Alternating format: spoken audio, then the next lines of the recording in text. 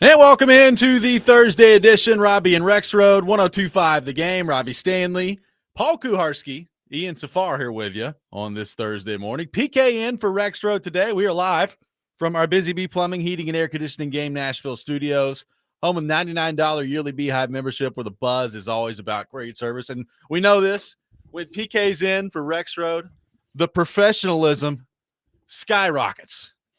Through the roof. PK, good morning, buddy. How are you? I'm glad to bring a dose of professionalism. Gout-free show. Mike McCoy-free show. There will be no Mike McCoy audio during this show. That is my edict. Ian, are you willing to, are you able? I'm down for that, sure. I'm right. able. The cliches will go down. It's good. The meaningless words will go down.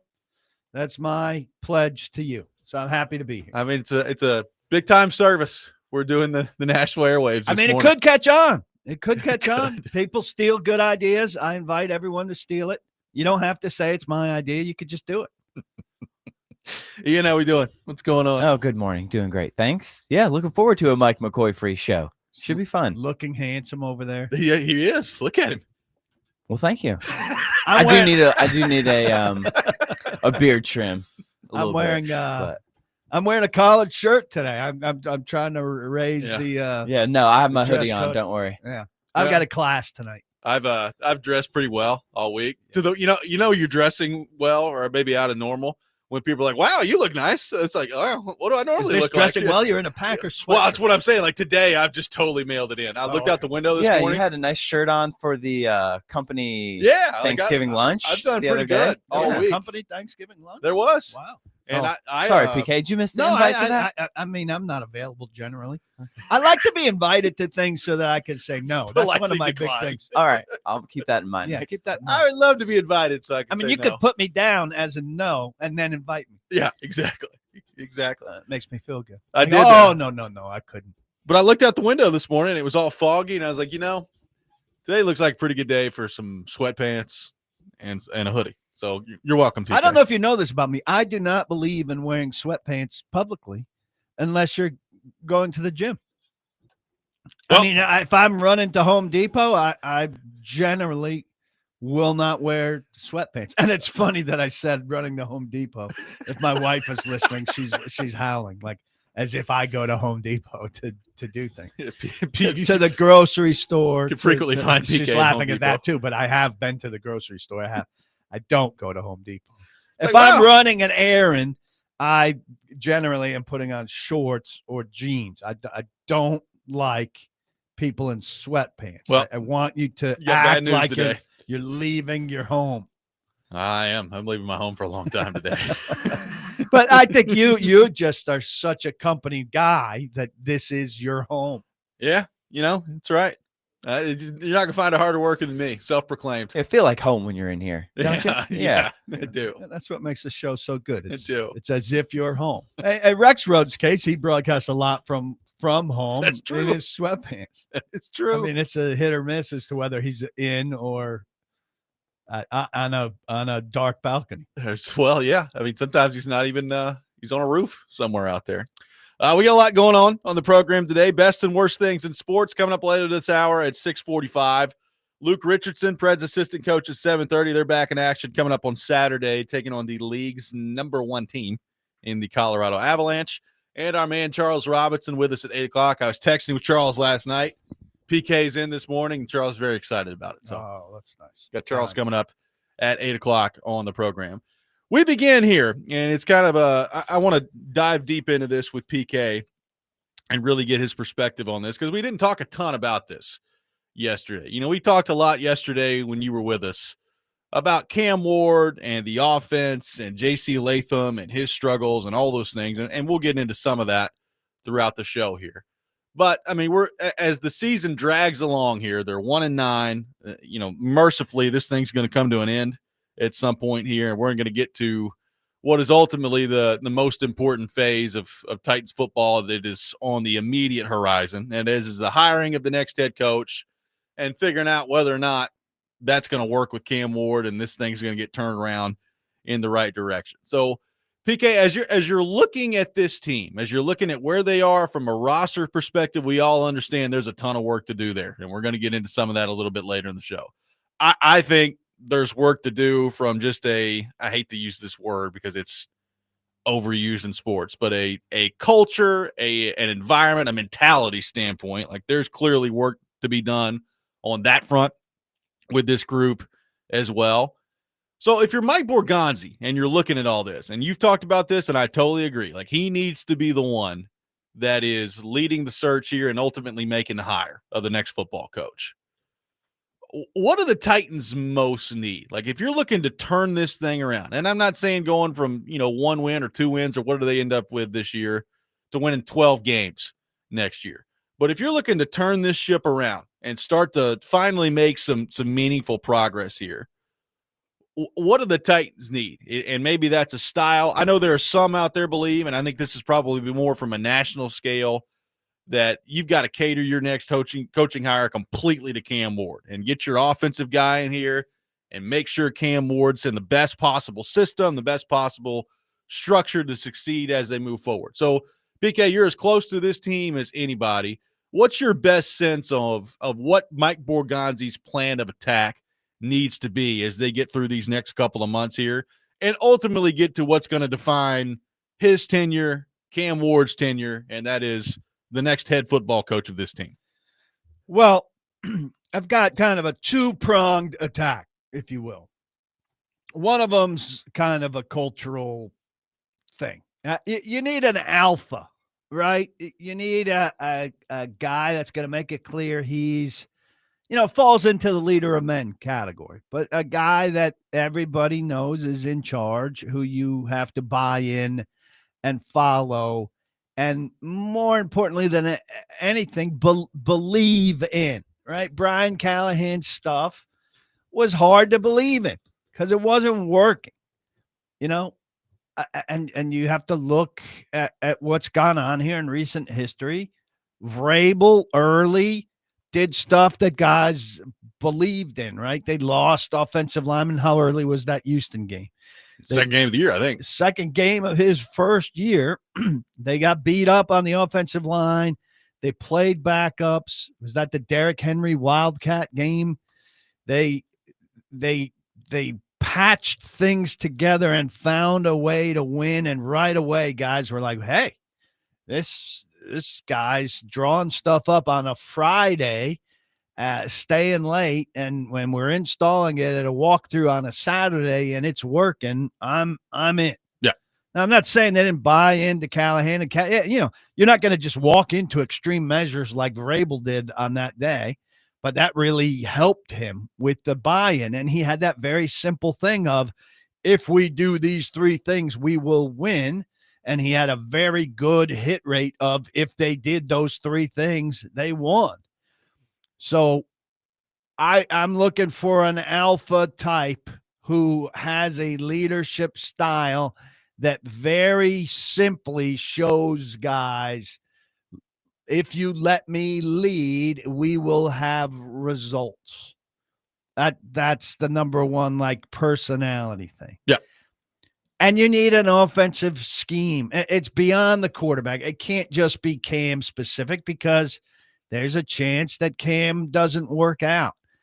But you've got to have some kind of reliable offensive formula that is going to move the ball and is going to get you out of the teens. You need to score 24 points a game, around there, to be in football games. The Tennessee Titans have lived in the low teens for too long. It's not an entertaining product, but never mind that. The wins entertain, and it's not a winning product. And so what I did is I put together a list here of young, offensive-minded coaches, and how much for these guys who have all had all but one have had a degree of success already. How much has it been about their quarterback? Dave Canales has started to turn things around in Carolina. I don't know if you know this about me. Carolina is my least favorite NFL team. Yeah. The logo's bland. The stadium's bland. It's just like if you were making up an NFL team for a movie, right, that was indistinguishable, it's Carolina. Yep. Right? That makes Like sense. if you put Carolina in a movie, nobody would object about the NFL rights because it's so bland. Yeah. But they're moving in the right direction. I Seem to be. I don't like Bryce Young, but I mean he's got something going. Ben Johnson, they're going the right direction with Caleb Williams. Shane Steichen was not doing anything because of his bad quarterback situation. Yep. And now he got a quarterback that can play his system, and they're terrific. Liam Cohn, I'd say the jury's still out, but part of why it's not going as well as you would hope is because Trevor Lawrence, yet again, isn't panning out. So it seems Jacksonville's got a Trevor Lawrence problem, right? Fair? Fair. Mike McDaniel, not the darling that he was, but Tua has not been what he needed to be for that whole thing to work. Correct. Fair? Kevin O'Connell, very good with Sam Darnold. Yep. Not so good with a combination of McCarthy and Wentz. Reliant on the quarterback. Absolutely. Kellen Moore, first year, bad quarterbacks, Rattler and Shuck. Too early to say. Kevin Stefanski, I really like a lot. His list of quarterbacks: Baker Mayfield, Jacoby Brissett, Joe Flacco, Winston, Gabriel, all of this with your guy Deshaun in the background. Yeah. It's pretty impressive that he's had success and lasted from 2020 with a 5 quarterback list. That's how it works in Cleveland. If you package all of those guys, I don't think you're saying wow over anybody there. But that's a semi-successful list of coaches. Like if the Titans got a coach that plugged somewhere in the middle of that, is that good? I'm asking legitimately. Yeah, no, I think it's a good question, and you know, the O'Connell one is the one where I look at and it's like, well, Darnold played great. He got the best version of Kirk Cousins. I mean, look, for a few weeks he made Josh Dobbs look like a actual starting quarterback in the league. It's not going well with JJ McCarthy. And Darnold may just be a quarterback now that'll make any coach. It may be, yeah. Like he might be. He's other than one game this year we had 4 picks, he's been pretty darn good in Seattle, and Titans are about to get a firsthand look at that. No, it's a great point. Would Titans fans take somebody in that mold to be their next head coach? I think Steichen's a really good coach off that list. Yep. I think Johnson has a chance to be a really good coach off that list. I think O'Connell's probably a pretty good coach with bad quarterbacks. The rest, and I think Stefanski's a really good coach. The rest of them, don't know. I'm not real excited about. 615-737-1025 is our phone number. Off and running. PK with us through the entire show today and taking your thoughts on the Titans. What is Borgonzi's plan of attack here over the next few months to get this thing turned around? We'll continue that discussion coming up next. Robby and Rexrode, 1025 The Game.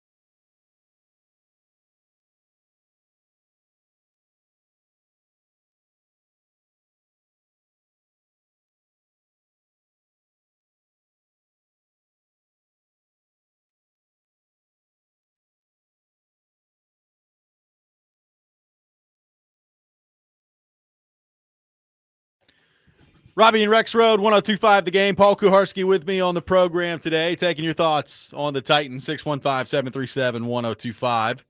Let's head to our phone line, driven by WilsonCountyHyundai.com. Welcome in Ben to the program. Ben, good morning. Thank you for calling in. How are you both? Doing good, Ben. Great. Good. PK, good to have you sitting in for Joe. But I think you guys are right on track. You know, you need to have an offensive-minded coach, right?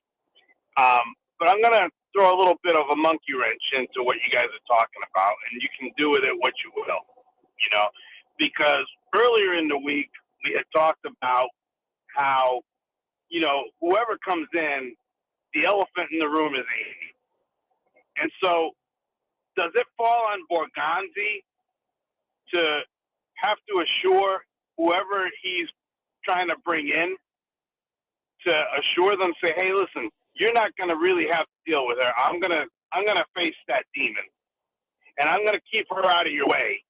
You just got to focus on this and cater the offense to help the young quarterback develop and focus on these things.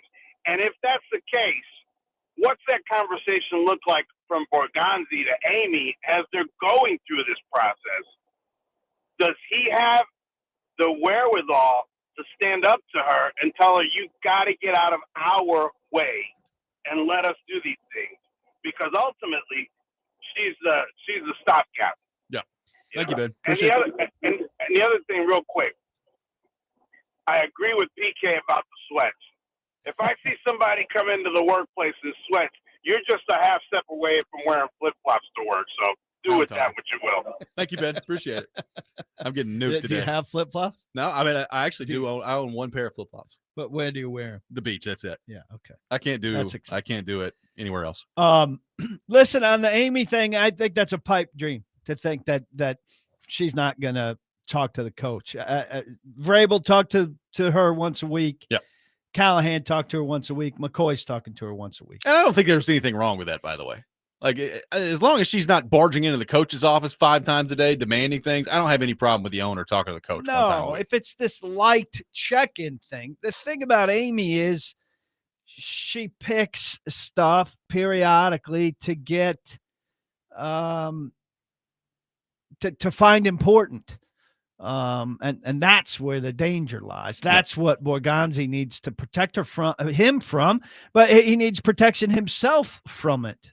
I mean, that's Brinker's job, is to protect his football people from her getting carried away in a moment about whatever it is that turns into some sort of distraction or turns something disproportionate.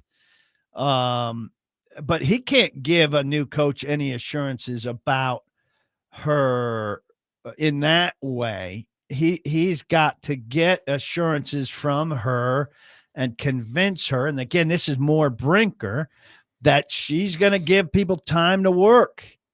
Time to work is the big thing, based on, hey, Vrabel was good and he had 2 bad seasons, which weren't that bad, which had 13 wins in them. And that was it for him. And that, as bad as Callahan was, he got a season in what? A season in 6 games? Yep. That those are pretty quick triggers when you're doing in slow build phase.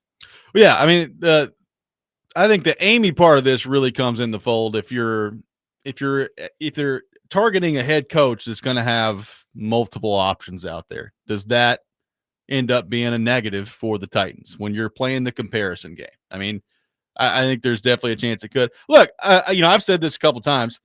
I don't think that the hire has to be an offensive guy. And I know people are scared to death of hiring a defensive coach and losing your offensive coordinator. I'll worry about that later. Like, if you hire a good enough coach where the offensive coordinator at some point a couple years down the road gets hired away, yeah, I'll take that right now, and then you can go hire another offensive coordinator. Of course, I would love to. And the Callahan formula has worked around the league of hiring the head coach that's the play caller, and then you don't have to worry about that. So if that's what the Titans did, that's fine. Just pick the right guy. I mean, that's what it comes down It's to. also drained a lot of those has. people. Yeah, so I'm with you. It doesn't have to be an offensive coach, but it's got to, if it's a defensive coach, he's got to have a very good offensive pipeline, hire a very good offensive staff. And then you want to know, how is he hiring an offensive head coach under him, offensive coordinator / head coach, or is he involved and to what degree? He's going to be involved to some degree, but how much? When Sean McVay came into the league, he hired Wade Phillips as his defensive coordinator, and Wade Phillips was head coach of the Rams defense. Yes. And there's something to be said for having that, but it's also hard to find a Wade Phillips, especially on the offensive side of the ball, which is trending younger and younger, et cetera, et cetera. No, there's no doubt. And look, I think, I've brought this up a couple times. Borgonzi didn't want to talk about the head coaching search all that much, but I do think he let you behind the curtain a little bit in terms of like the first thing he started talking about and what he did say about the head coaching search was the leadership part of it. And I think that's going to be really important. And I reading between the lines, I could be wrong there. It kind of suggests to me that you may be somebody who's done that before and it's displayed those qualities at the head coaching level. I know a lot of people put Saleh in that mix. There's the natural Mike McCarthy connection because Brinker is in the organization. I have no idea if that is a good thing or a bad thing or if those two even like each other. I mean, I don't know what's going to happen on the Mike McCarthy and the relationship with Borgonzi. And that's, that's why people tend to plug in the people he knows, Nagy, McCarthy, because it's awfully hard through 2 rounds of interviews to feel like you totally get to know the guy. Hey, I definitely can work with this guy for 5 years and it's going to be great. But also, people hire people all the time in all kinds of businesses that are going to have major relationships that key the success of companies who they don't know and who they get. He's also, it's not just him and this guy sitting in a room. There's a league-wide network of people that are going to have common friends and take, recommendations to heart and things like that. I don't want it to be narrow where it's got to be somebody he knows. I mean, we saw too much of that with some of the Vrabel hires. And people were annoyed to hell about that. They were. 615-737-1025. We will continue this discussion. Plus, I want to get PK's thoughts on another part of Borgonzi's plan that is going to be massive this offseason. We will get into that. Robby and Rexrode, 1025, The Game.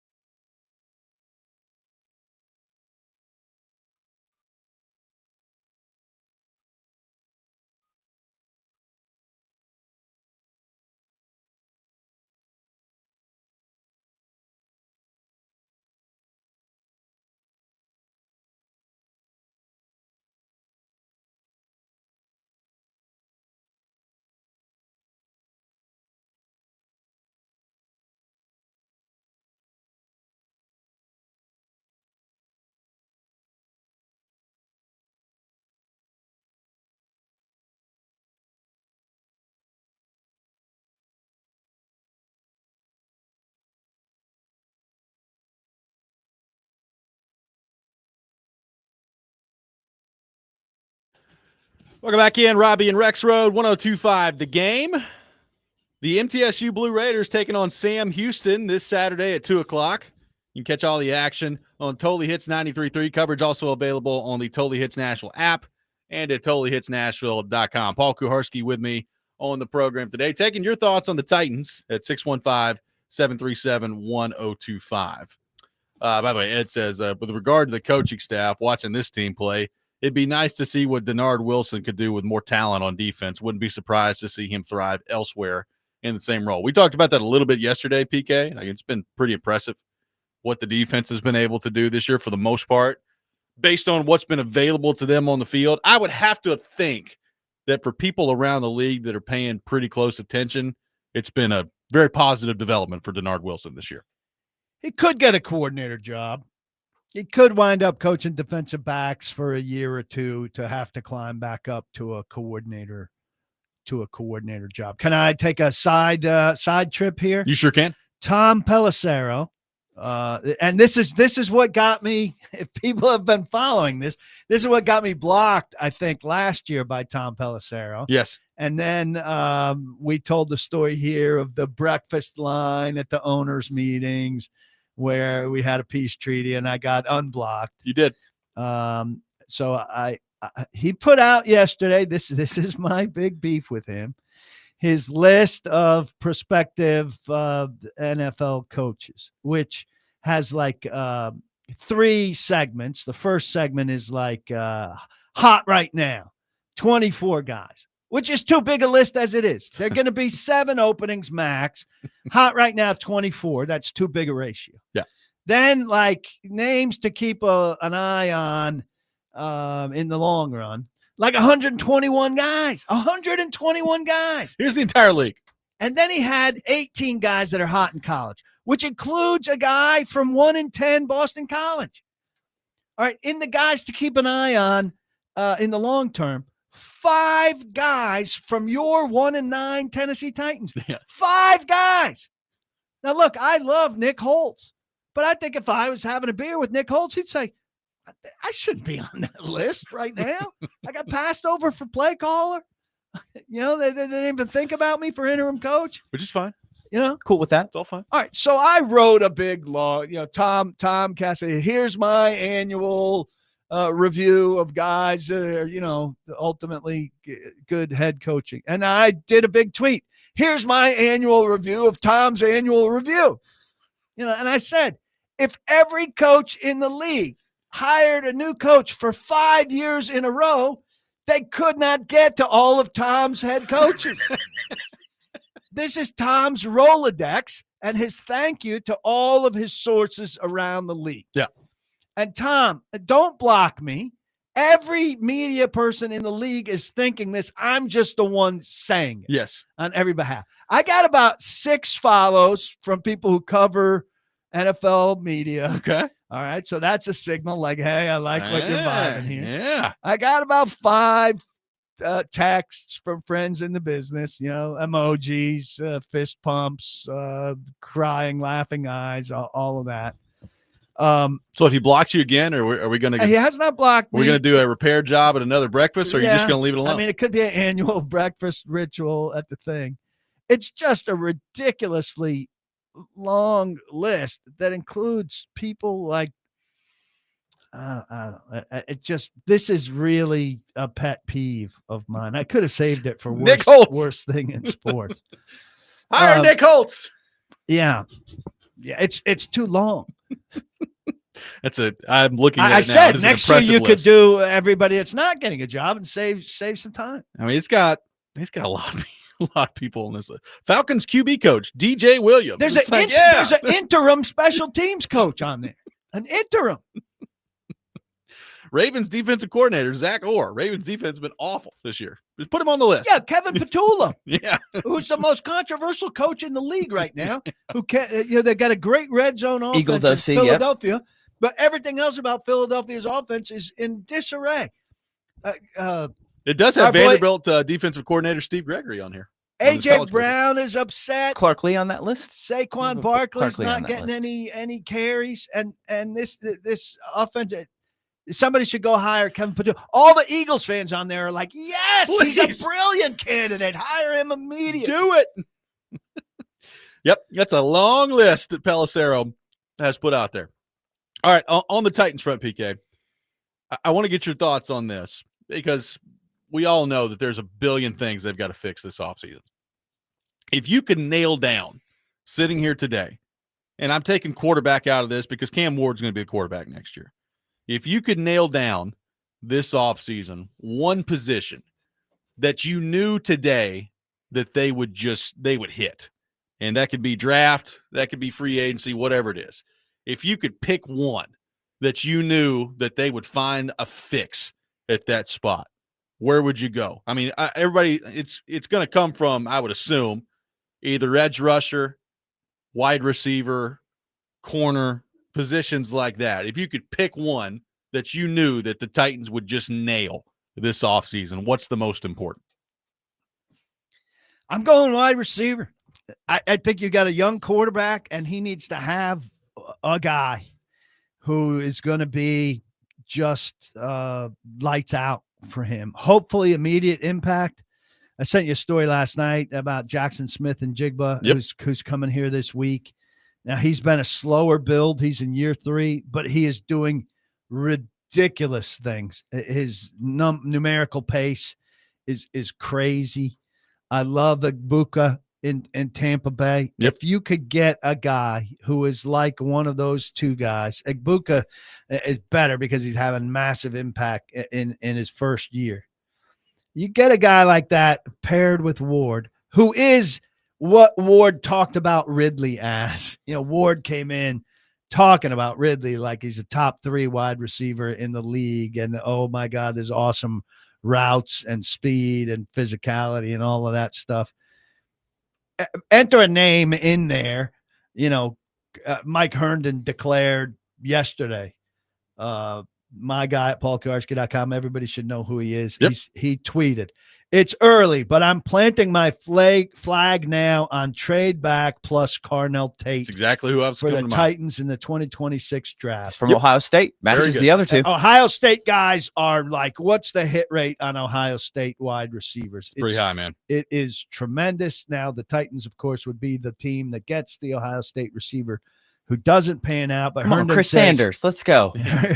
Herndon says he just checks all my boxes for what I like in a wide receiver prospect, highlighted by his elite body control. Yep. Who's with me? And I think a lot of people will be with him. And I think you could probably get Carnell Tate. I answered a mailbag question this week about how far I would trade down. And I think the Titans could trade. I said 10, 8 or 10. I would be comfortable. And I would hope you could get Carnell Tate at 8, if not 10. And I don't know that much about these prospects yet. And I won't be the guy who knows these guys inside out like so many people. Sure. Wide receiver, to me, look, you've gone a lot of different directions. You've hit one damn receiver, really, in the whole time you've been drafting in Tennessee. Yep. And A.J. Brown. You effed that up royally. Get one. Get him with your quarterback. If your quarterback doesn't pan out, he'll be just fine with the next guy. Get a guy who can be out there all the time, making plays and transforming your offense. He'll have a trickle-down effect where everybody else can slot where they should be, or at least start to slot where they should be. He'll open up space for people, and he'll threaten. The Titans need to have a guy that defenses look at and they say, this is the guy we have to try to slow down, who then can still win. And they haven't had that guy since A.J. Brown. I think, and outside of A.J. Brown, they haven't had that guy. I mean, that guy's always been in the backfield. Yeah, I mean, I think wide receiver would be my answer too. It's really close between it and edge rusher, but just because if you can have a dominant edge rusher, it just changes what your defense could be. But with the quarterback situation being what it is, like, I need to see what Cam Ward's got, and I think the more you can help him, the better off you're going to be there. Now, is Carnell Tate that guy? And we're not going to spend a lot of time today going through draft prospects of wide receiver. I'm just saying, like, if you could find one of those guys in the draft, it'd be huge. And, there's no way to guarantee that, I would say that, the Ohio State wide receiver thing is interesting because the one guy that everybody thought was for sure going to be a slam dunk at wide receiver from Ohio State recently has been Marvin Harrison Jr. And he's been okay. Like, he's been all right for Arizona, but he hasn't been what they thought he was going to be. And then you look around at all these other guys that are just really, really good from Ohio State at wide receiver. I like Cornell Tate a lot. There's a couple receivers in this draft that I like a lot. Ruben Bain, I think he's got a chance to be a pretty good player at the NFL level on the defensive side of things. So the Titans should have some options there. The thing is, though, PK, when you're trading back, theoretically, you're going to have to make a choice, right? Like edge rusher, wide receiver. You can only get one of them high in the first round. You can have a good draft and get in the second round and hopefully find a really good player there too. But, they just took Femi Oladejo in the second round, and they need him to be a good player next year too on the defensive side of things. And I have no idea what he's going to be. No clue. And look, what can you mask better? They obviously need a big-time edge rusher. They need a big-time cornerback. But they've generated some pass rush out of this bunch that we all thought was absolute more than I thought. Crap, right? They even got some this week after trading Draymond Jones, who came on and was a key to that. I'll tell you another position that they need. It doesn't have to be a premium draft position, and it doesn't have to be a premium money position, though the guys that have come before have all been high picks. But this team, to be good, has to have a premier running back. Yes. And we're going to get into that. Every time it's been good, it's had a premier running back. Yes. Now we're going to get into that in the 7:00 hour for sure, because they are literally the worst team in the league running the ball right now by the numbers. The worst team in the league. We will get into that coming up here in a few minutes. It is time for the best and worst things in sports. We'll take your best things, your worst things on our text line driven by WilsonCountyHyundai.com. Robby and Rexrode, 102.5 The Game.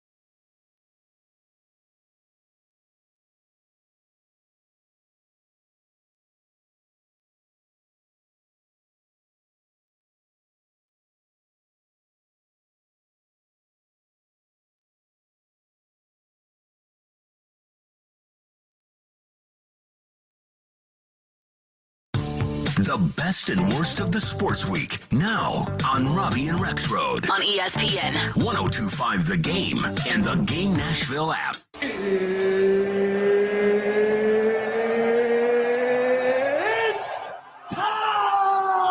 This is the worst. You look like you're feeling sorry for yourself. I believe in miracles.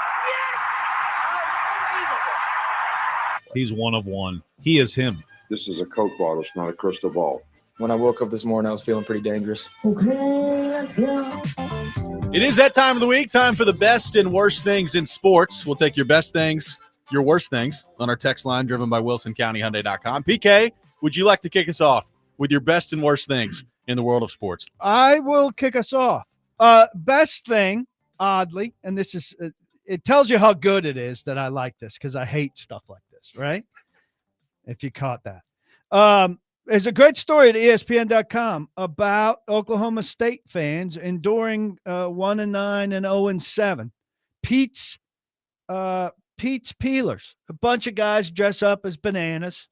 And they're making the most of this, right? Lean into it. They're absolutely miserable, but they're finding ways to have fun at these games despite.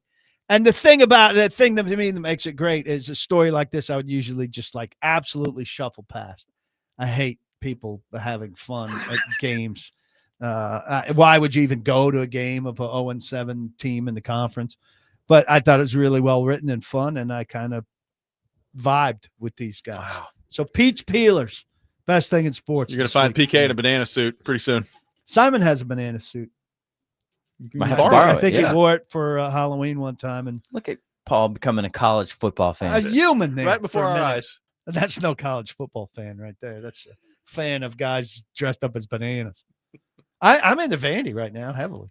PK. Go Cowboys. Go Oklahoma Am State. I also doing my worst? Yeah, you go ahead and do yours. All right. So U.S. men's soccer had a huge win against Uruguay.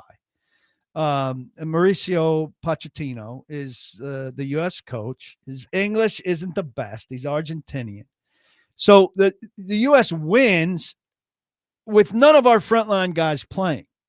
And so the first questions of the press conference are about this, but they're aiming to be complimentary. Like, hey, this is a big moment that you win without the frontline guys and everything. But he's insulted. Like, what do you mean without our frontline guys? I'm building a culture here where everybody's a frontline guy and there's no entitlement and everything. And he's getting offended and he thinks you're insulting everybody. And there's a little bit of a language disconnect and a little bit of a cultural disconnect, And it is a very frustrating moment. I was talking to a friend in PR and he was asking me like what I do. And I would have said like, look, Mauricio, in America, we have first string and second string a lot. And we're concerned about our frontline guys not playing together for this World Cup. We don't have Argentinian depth or Chelsea depth like you're used to. So there's a concern here. And also we have depth charts in American sports, but they need to sort this out somehow because the relationship between him and American press is not going well going into a World Cup, and it needs to be smoothed out. And this is on the heels of a 5-1 win against a very good team. Also, it's kind of a compliment to your coaching that they're trying to get to there. Just won with a bunch of not frontline guys. Yeah. But the idea that you're calling him not frontline, he's put off, and the whole conversation goes to hell.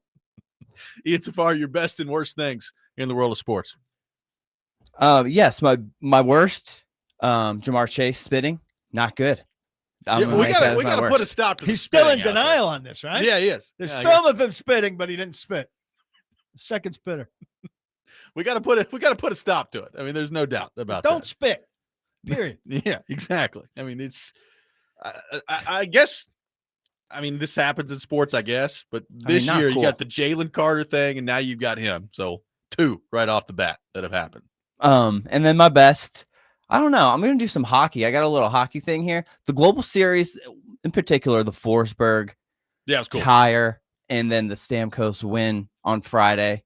That was fun to see. It's cool. Yeah. To see Forsberg fired up. I know the Preds aren't playing well, but that whole situation, he looked fired up. That was fun to see. And just in general, just some of the younger guys in the NHL right now, between Bedard and Celebrini in particular. Playing great. Yeah, I don't know. Part of me feels like the prime age for hockey and maybe sports in general is getting younger and younger. What do you think it is? I just, when you said that, I thought 22. Yeah, I mean, it's I get 23. I mean, that's what both of those guys are. Like they're like 21, 22. It's crazy. Like that stretch, especially for some reason in hockey. Yeah. I don't know. Like even that's when the Preds were at their best. Yeah, when their younger 22. players Citizens was 23. were in that year-old organization. When that stretch of 22 to 26, not 28 to 32. Yeah. No, it's just becoming something. a younger game. Yeah. There's no doubt. And then there's, Corey Perry still out there at 40. So it doesn't apply to everybody. That's true. Yeah. It doesn't. My best thing in sports, and I was just honestly between both of these trying to decide which one was my best and which one was my worst. But I'll go this way. Tennessee, Florida is coming up on Saturday. And we were talking about this before the show. There's a right possibility that this game could really upset me.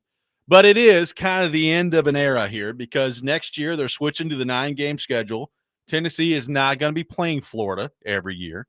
So it's the end of the rivalry on a yearly basis for the time being. Now we'll see if it comes back one day and they're going to take a look at the 3 permanent opponents, I think, again here in a few years and see if they need to make any adjustments. But Tennessee, Florida, rivalry, a chance for Tennessee to close it out on Saturday, at least the yearly portion of it, and get a win in Gainesville for the first time since 2003. PK, I'm sure that they will not let me down in this instance. They've never done it before. Never done it before. My worst thing in sports, I had to read this stat yesterday that I saw about your boy a few times to confirm that it was real. So I saw this from Nick Suss. He said, for those of y'all in the can it be any worse than this camp? This was a tweet he had a few days ago. Yes, but barely. The Titans have gained 2,425 yards through 10 games. Dating back to 2010, only one offense has been worse through 10 games, and that was the Josh Rosen-led 2018 Arizona Cardinals. So you read that, and you're like, okay, well, that's pretty bad. There's a big and coming. Well, and then he added to it yesterday. Yeah. He said, talking about this again, and forgot to mention one relevant detail. The Cardinals' offensive coordinator for most of this stretch, Mike McCoy. Mike McCoy involved with, apparently, through 10 games, the 2 worst offenses to date, dating back to 2010. Somebody sent me a Mike McCoy press conference from during his term with the Chargers. It was a 5-minute press conference post game after a Chargers loss. And I'm not exaggerating.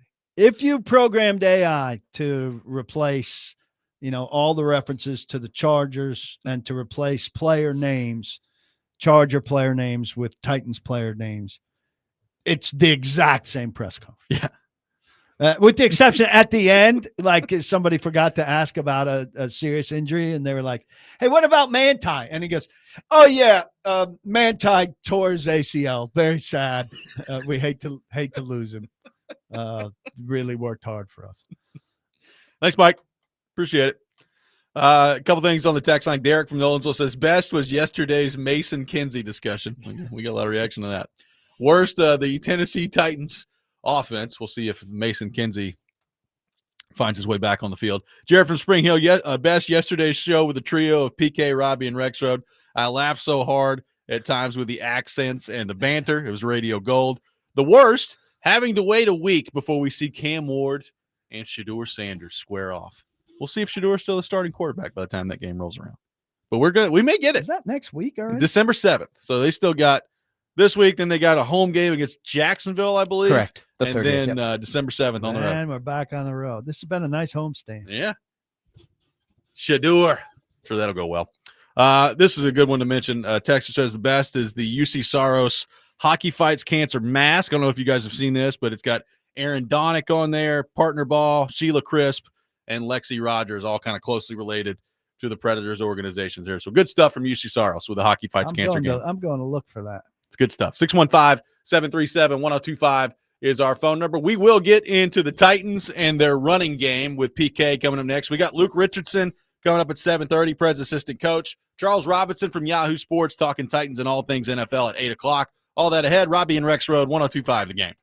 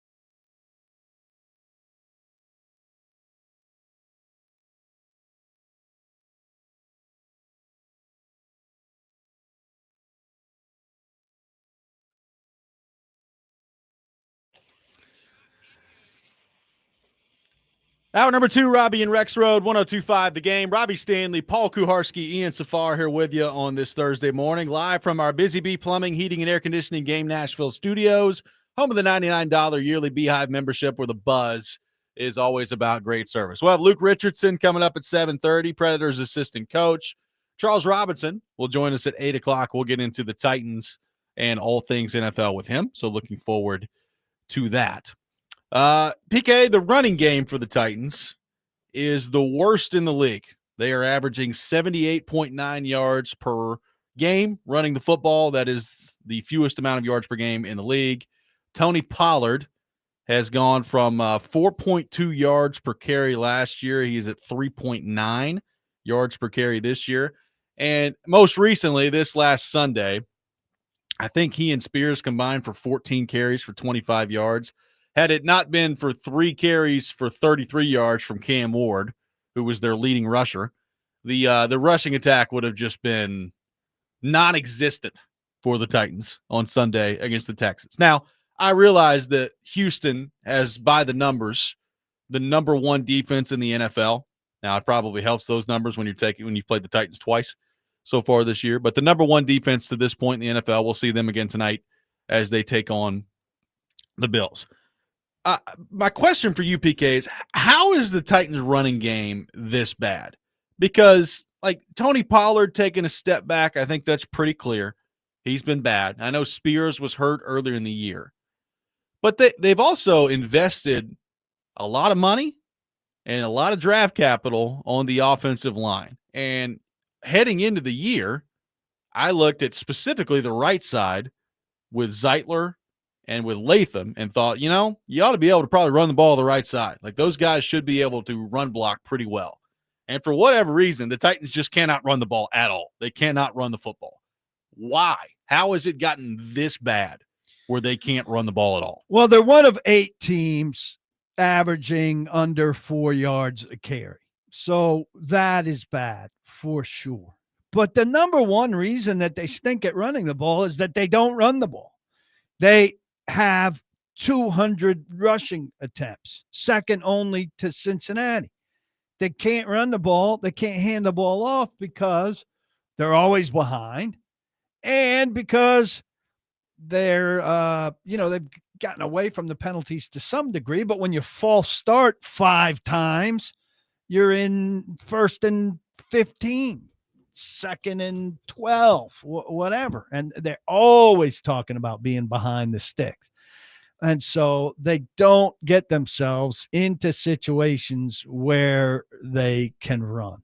But they also lack juice. Look, Spears made a good play in this game, but it wasn't a running play. It was a screen. They got themselves out of a 3rd and 14 or 3rd and something team. Which, to their credit, anytime a screen works this year, you stand in that was a real parade event because they're not a good screen team either. So they take away the run game and the screen game, and you've narrowed things down nicely for defenses to be able to focus on other stuff. Only 40 first downs by rush. I mean, that is league low. They just don't have it. I don't feel like the line is a terrible run blocking line, but the numbers dictate otherwise. I think Pollard's juice is high on the list of reasons for me. I don't know what his long run is now, but for he had one big 26 or 27 one at one point, but his long rush this year is 21 yards. Yeah. But on average, like if he breaks through the line of scrimmage, he goes for 10 or 11 yards. There's no real threat of him getting into the secondary and threatening a field flipping run play. And I think we all agree that Spears has more juice, but Spears in the middle of the field is not an appealing runner either. You've got to get him to the edge and in space. And I just think he's more of a pass catching running back to me. That screen is an example. And if you could get him one-on-one with guys, he's not going to get taken down easily, But if he's in a crowd of people, he's going to get taken down easily. Yeah. So, I would hate to see them spend a big value pick on a running back. But if you look at the history of this team, they didn't find Earl Campbell, Eddie George, Chris Johnson, or Derrick Henry in the middle of the draft, right, or as undrafted rookies. Those are big time picks with big time value.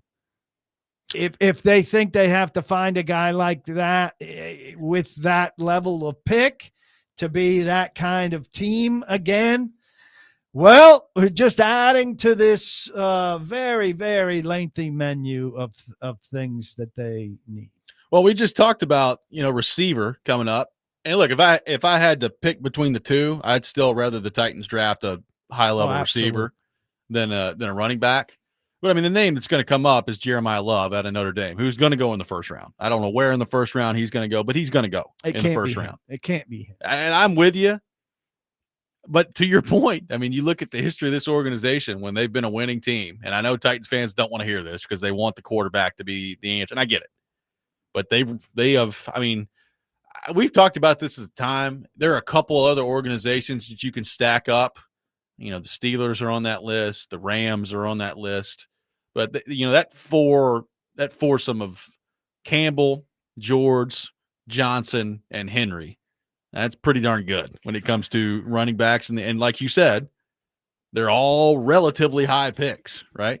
So I know it's a different game. You can find running backs via free agency. You can find running backs in middle rounds that come in and are very productive for you. And I think that's probably the route the Titans should go. But I know this, regardless of the route they go, if they don't run the football better than this, Cam Ward ain't going to make it. You have to have a running game with your quarterback. How about this? This is a strategy I'm going to propose. Tell me what you think. Do the Pollard thing again and just be a short-term running back team. So until you can stabilize the roster through multiple drafts and get in position to draft a Derrick Henry or a Chris Johnson, late first, early second or third round, let's say.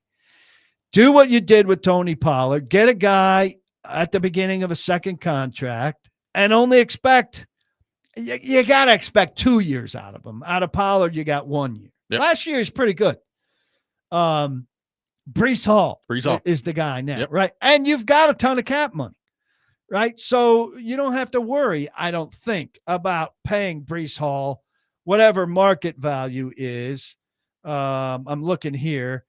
The ESPN early report about the best free agents think Josh Jacobs 4-year, $48 million deal signed in March of 2024. If you give Breece Hall a front-loaded 4-year, $48 million deal that's not fully guaranteed, which I'm sure Josh Jacobs isn't. Yeah.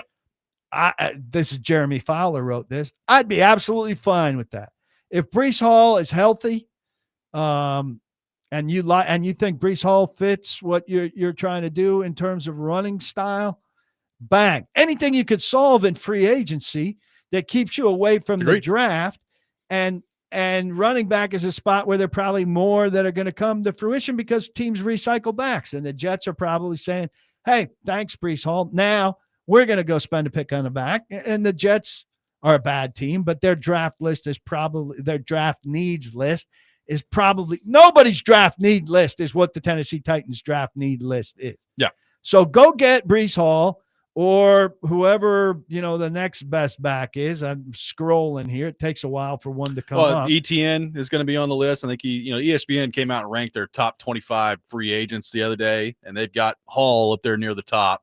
ETN's the next back they've got. There are going to be a couple guys on the list that you could go get. There's a handful of unrestricted free agent running backs coming up. The list is not terrible. J.K. Dobbins, Kenneth Walker, Breece Hall, Rico Dowdle, Javonte Williams, Travis Etienne, Najee Harris. And a lot of those guys are Rico Dowdle when he's healthy. Yeah. There's a when he's healthy on a lot of these guys. No, that's the story of running back. I mean, it goes back to the plan of attack for Berganzi. I am totally with you. I know Jeremiah Love is probably going to end up being a really good player in the NFL. It's a luxury item for the Titans. Yeah, if the Titans took him, then I mean, he would help, but there are so many other needs and positions that they got to have, and receivers at the top of that list that I would not like to see them do that. I mean, I guess unless you get some haul for the first overall pick and you end up having a couple of first round picks and an early second to choose from there, then I don't know. But it just, Morganzi, the idea on the offensive side of the ball needs to be this offseason. How can we make life as easy as possible for our quarterback and year number 2? And running back absolutely has to be a part of that decision-making process. So I'm all in on the free agent running back. I mean, the idea that they're going to trot Spears out there as running back 1 next year cannot happen. I don't know if that's gathered any steam among fans. It shouldn't. He is not a number 1 running back. And what the problem is that they overdraft role players. And so some fans then figure, well, based on him being a third rounder, he should be more. Well, yeah, they have to draft guys in the third round who are more than situational running back. 615-737-1025 is our phone number. I got a mini Rob rant coming up next before we get to Luke Richardson coming up at 7:30. There's something that's been going on for a while that has been highlighted again this week with the Titans that just continues to blow my mind. We will get into that. Robby and Rexrode, 1025 The Game.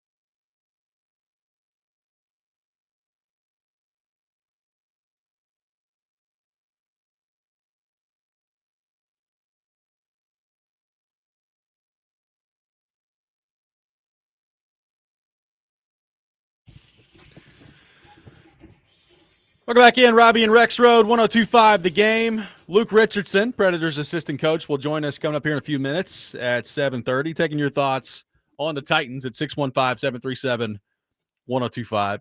I do want to address something real quickly before I get to my mini Rob rant on the YouTube chat from Fast Eddie. So how many Super Bowls did we get with all those Hall of Fame caliber running backs that we've had?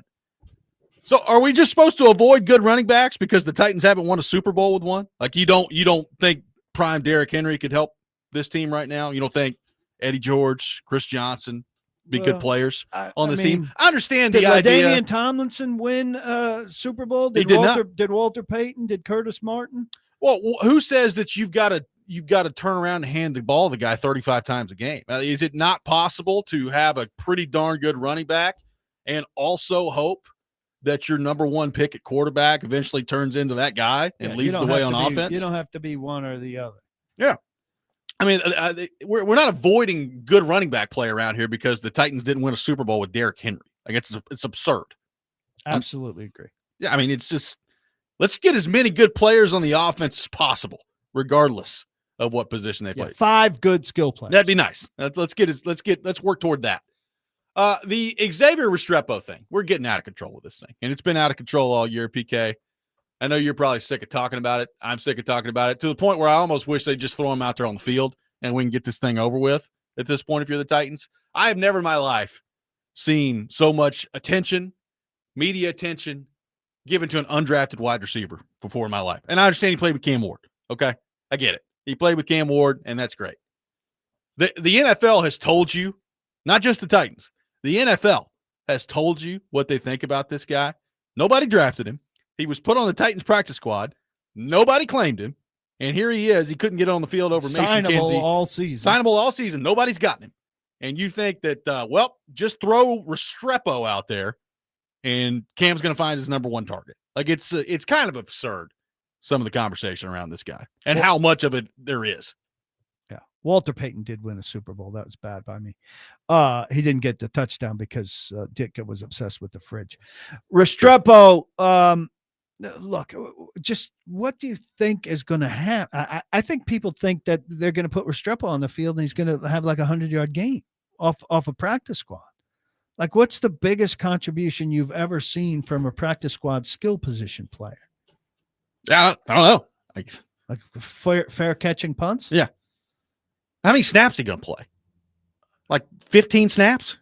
If they did put him out there? Maybe. Plus, the guy whose name we're not speaking today said yesterday, given a choice between keeping slots in the slot or using outside people outside, well, if I have to put a slot in 2 spots, I'd do that, but I'd rather keep slots in slots. So this goes to a roster construction issue. Yeah. Now, I understand, a bad team can only do the best it can. But this team started the season with Tyler Lockett, Chim DK, James Prochet, Mason Kinsey, and Xavier Restrepo. That's 5 slot receivers. Now, DK's expanded his envelope, and Lockett's gone. But you can't have that many slot receivers. And they conceivably on Sunday could have as 3, 4, and 5 Prochet, Kinsey, and Restrepo, who are all the same guy. Yeah. Prochet, the most versatile amongst them, by the way. Yeah. No, it's wild. And again, they've run into now some bad health on the wide receiver front, which happens throughout the course of a season. And it's tough for Ward, particularly with Ridley going down the rest of the year. I mean, their receiving core was bad with him, and it's real bad without him. So it's bad. Like it's not a good situation.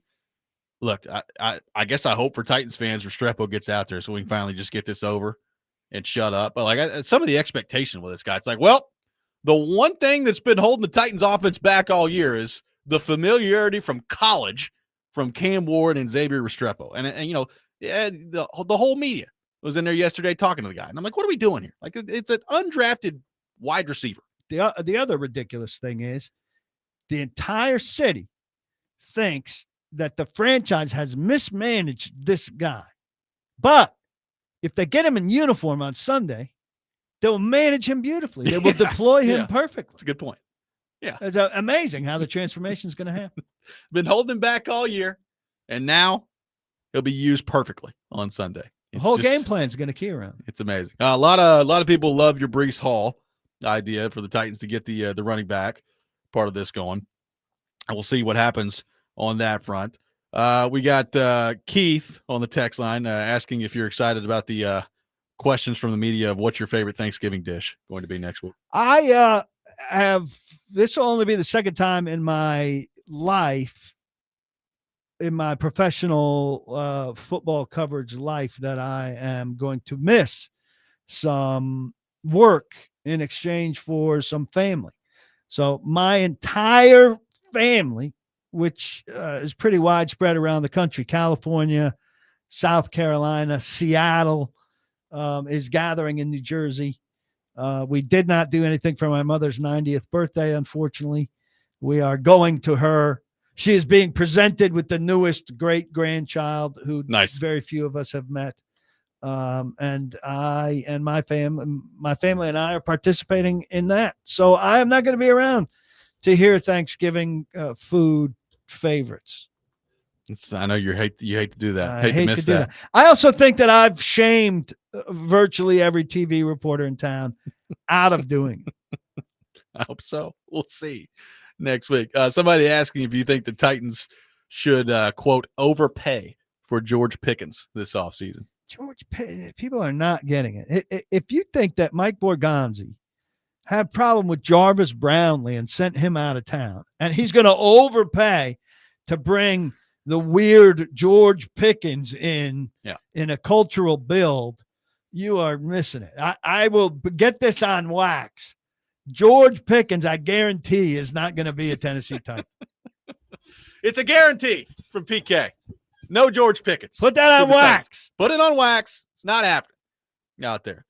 Yeah, I mean, first off, I'm really interested to see what happens with him. I'm shocked he's been as good as he's been. Yeah, like I really am. He's been pretty good in Dallas. He's only 24, so there's a lot. From an ability and an age standpoint, there's a lot to like. I mean, he's got 58 catches for 908 yards and 7 touchdowns right now this year. He's playing really well.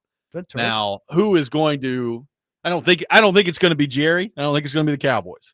So who is going to end up paying him the amount of money that I think he might get this offseason? That is going to be really interesting. I'm with you. I don't think that's going to be the Titans. I mean, there will be probably two betting against each other teams that think they're a veteran wide receiver away who have a culture that can handle him.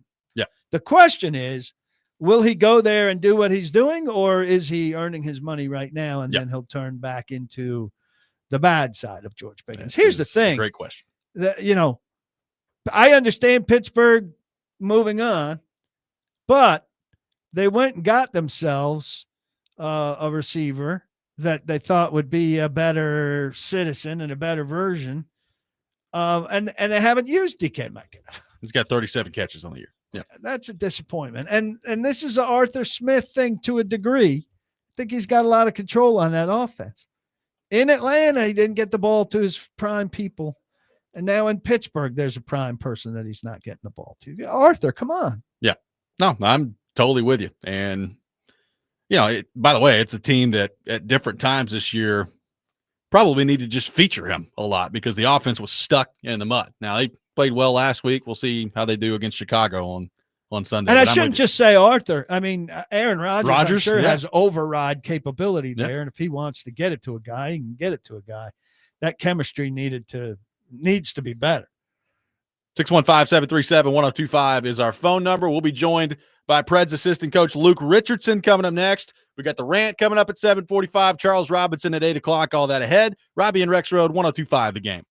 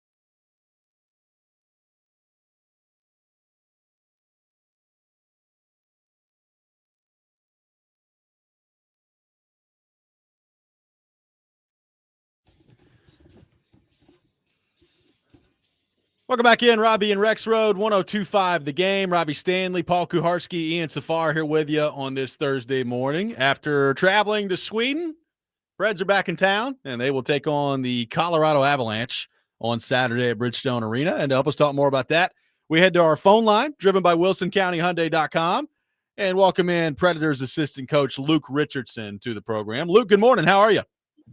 Good morning, guys. How are you guys doing today? Doing awesome, man. Appreciate you taking time to be with us this morning. What's the last week or so been like for you, going over to Sweden, playing a couple of games there, and then making your way back to North America? Are we completely caught up on rest yet? How are we doing? Yeah, you know what? The league will organize it where we get a few days off when we get home. So hopefully the guys got some rest. Monday and Tuesday we were back in real good hard practice yesterday. Guys were in great spirits, so it looks like they got a lot of rest. And hopefully we can take not just we got a real good 2 points, hard fought overtime win against Pittsburgh in the first game. A little disappointing dropping the second game. We just couldn't find that net. But you know what? It's a great time to be away. There's no distractions except all team, 100% team. So hopefully we can take a little bit of that team building mentality out of that trip and that hard-fought first win and bring that home and try and find that little bit of more consistency that we've been looking for this year. So, Luke, Stamkos has started to get going a little bit. We've seen a couple of one-timers fall for him. Obviously, he gets the game winner in overtime last week in Sweden. What are you seeing from him right now? And if you can get him going in the goal-scoring department, how big a deal will that be for your group? Yeah, you know what? I think the whole team has had a slow start on the production side. We've had a lot of great chances. It just hasn't fallen our way. But I like our spirit. We'll keep going after it. And a guy like Stamkos has scored a few goals here lately, and that's the determination that he shows as a veteran, and obviously knows how to score goals. So hopefully he can lead us in that direction, helping himself, get on the board some more, but also the team. And I think the big thing when you watch him lately is his work away from the puck. He's back checking hard. He's covering up for a D's pinch. Like, he's doing all those extra things, which when you do that, I think a lot of times it puts you in good defensive position, but then also you're on top of them. So if we turn pucks over, you're coming downhill and you have good offensive position. So hopefully that him doing all the right things right now is going to lead to more opportunities. And when he gets opportunities, it's going to start to go for him. So, Luke, I mean, obviously, when you're missing a guy like Yossi on the back end, that's a huge deal for any team. He's back out on practice right now. How big a deal will that be, whether it's Saturday, whether it's in the not-too-distant future, for him to be back? What do you think that can unlock with your group? You know what? There's no excuses in sports, but unfortunately for us, we need everybody every night, and that's just where our team is at. And unfortunately, we start off the year without Haig, a new free agent defenseman, and that puts a big guy behind the eight ball, missing basically most of the exhibition games. And then the first game he slotted back is when we lost Yossi. So it was like one in, one out. It'll be really nice to have like the whole core together, see what they can do. Obviously, it'll take maybe a game or two for Yost to find his timing, but he's such a great athlete, and his skating ability is just going to help us. We've been in so many close games this year that I think that one extra player, the two extra players, and we can't forget Cole Smith up front. Like, what a speedster and determined defensive player on the penalty kill and everywhere. We're missing him. If we can add those two players over the next few weeks and hopefully stay healthy and not lose anybody, hopefully those 1-goal losses are starting to turn into 1-goal wins. And I think just that little bit of help can put us over the hump. So, Luke, I mean, you've been around the league for a long time. You've seen, all different situations that the league has to offer. There's the 20-game mark. It's the first time really this season that you guys have had an opportunity to breathe a little bit just based on the way the schedule has laid out to this point. So where are the guys right now? You mentioned it. I mean, 6 wins in the first 20 games. Nobody's happy with that to this point in the production, but where are guys as you watch them right now mentally? How is everything going from that standpoint? Yeah, you know what? I think this week was a good week to take a step back and analyze and evaluate where we are at and how we played. There's been a lot of good hockey. Unfortunately, we've just landed on the loss side on too many occasions where there was some goal. I think there was some games that maybe we were just one mistake away from getting to overtime or getting the win. And you know what? I think we've had good discussions about it. Like, I think we still believe in ourselves. The players, and most importantly, believe in themselves. And that's what we took out of yesterday's practice. A lot of hard work and determination, and excited to be back and try and take a step forward after this trip that we just had. So, you know, I like the determination and the no quit attitude on our team. Unfortunately, in pro sports, as you know, and everybody knows, you have to have results. And now we're going to start to push and demand some results from each other. And I think that's what we have to do. And as a team, and I'm sure the fans would appreciate that if we can get a few more wins, especially at home here on the board. So that's really our goal over the next 20 games. Can we do better than the first 20 games? And if we can, I think that's a step forward. Unfortunately, you know, I mean, we're in a bit of a hole right now, so you have to do more than just a little bit better, but we have to take that first step. It's a process. And I think, you know, the good positive attitude, the no quit attitude is definitely a step in the right direction in the process. Now we have to take that next step. Luke, last thing for you here. I mean, Barry Trotz made no secret about it this summer. You know, there's a lot that was going to be placed on Svechkov specifically. And we saw some good things from him in his rookie year last year. The production just hasn't come to this point, and you're talking about a 22-year-old player who's still really young.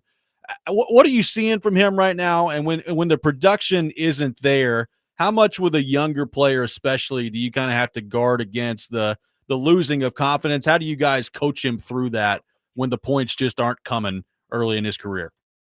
Yeah, no, it's tough. You definitely have to handle every player differently. That's the way the world is, and especially the sports world is right now. And you know what? But it is pro sports, and I think you have to guide and help them as much as you can. But you want to make sure that you're spending the right amount of time showing them the right amount of you know, positive clips, some teaching clips to get better, especially as young players. Give them some players that you think that they would emulate out on the ice as older players that are having success, and get them to watch some of their clips and games, even from other teams. And that's a good way to help a young player to find his groove, find what works for him, what doesn't, and build his game. And unfortunately, it's not a developmental league, so it's really hard for young players to do that. It's learn on the fly, and there's some hard lessons along the way. And you could see it in every sport, every year. That sophomore year is probably the toughest. The first year you're coming in, you're young, you're excited, and you use that energy in a positive way. The second year, there's more expectations. People know who you are, and they know how to check you a little bit better. And it's hard for a young player that's the first time that's happened to them to get away from that. So there's a learning process there. So you know what? You just help the young players as much as possible. And you know what? Players have to have that self-determination with some good guidance from whether it's mentors as teammates or coaching staff, or giving them, like I said, even players that they would emulate on other teams to watch, and give them some clips to try and help them to implement and practice to put it into their game plan. But definitely, it's always concerning when a young guy's not putting numbers up on the board if you're counted on to be an offensive player. But the big part is he doing his defensive job. If you're not scoring, the biggest thing that you learn as a young player is you don't get scored against. And I think that could be a good first step for him. And then you just chip away at the offense. You got to make sure you just throw as many pucks on net as you can, even bad angle goals. Sometimes it's just the one that goes in off your shin pad that gets you on the roll. And that's what we're hoping for him. Well, Luke, I really appreciate your time as always. Thanks so much for joining us this morning, and we will see you this weekend as you're back in action at Bridgestone Arena. Great. Thank you, guys. Yep, Luke Richardson, our guest here on the program. Preds back in action on Saturday, taking on the Colorado Avalanche, who at this point in the year have lost one game in regulation. They are 13-1-5. So thrown right back into the fire are the Nashville Predators coming up on Saturday, taking on the best team in the league. That's not a lot of losses. Not very many. That's my analysis. Not very many. As George on the YouTube chat points out, the Titans are 32nd in the league. The Predators are 31st in the league right now. It's a hell of a time to be Vanderbilt. Yeah, it is. Yeah, it is. Big opportunity for Vanderbilt coming up, which I don't know. We had our pre-show meeting. Is Ian Safar I'm worried. Losing some faith in Vanderbilt? I'm starting to worry. Yeah. I'm contemplating going to this game. Okay.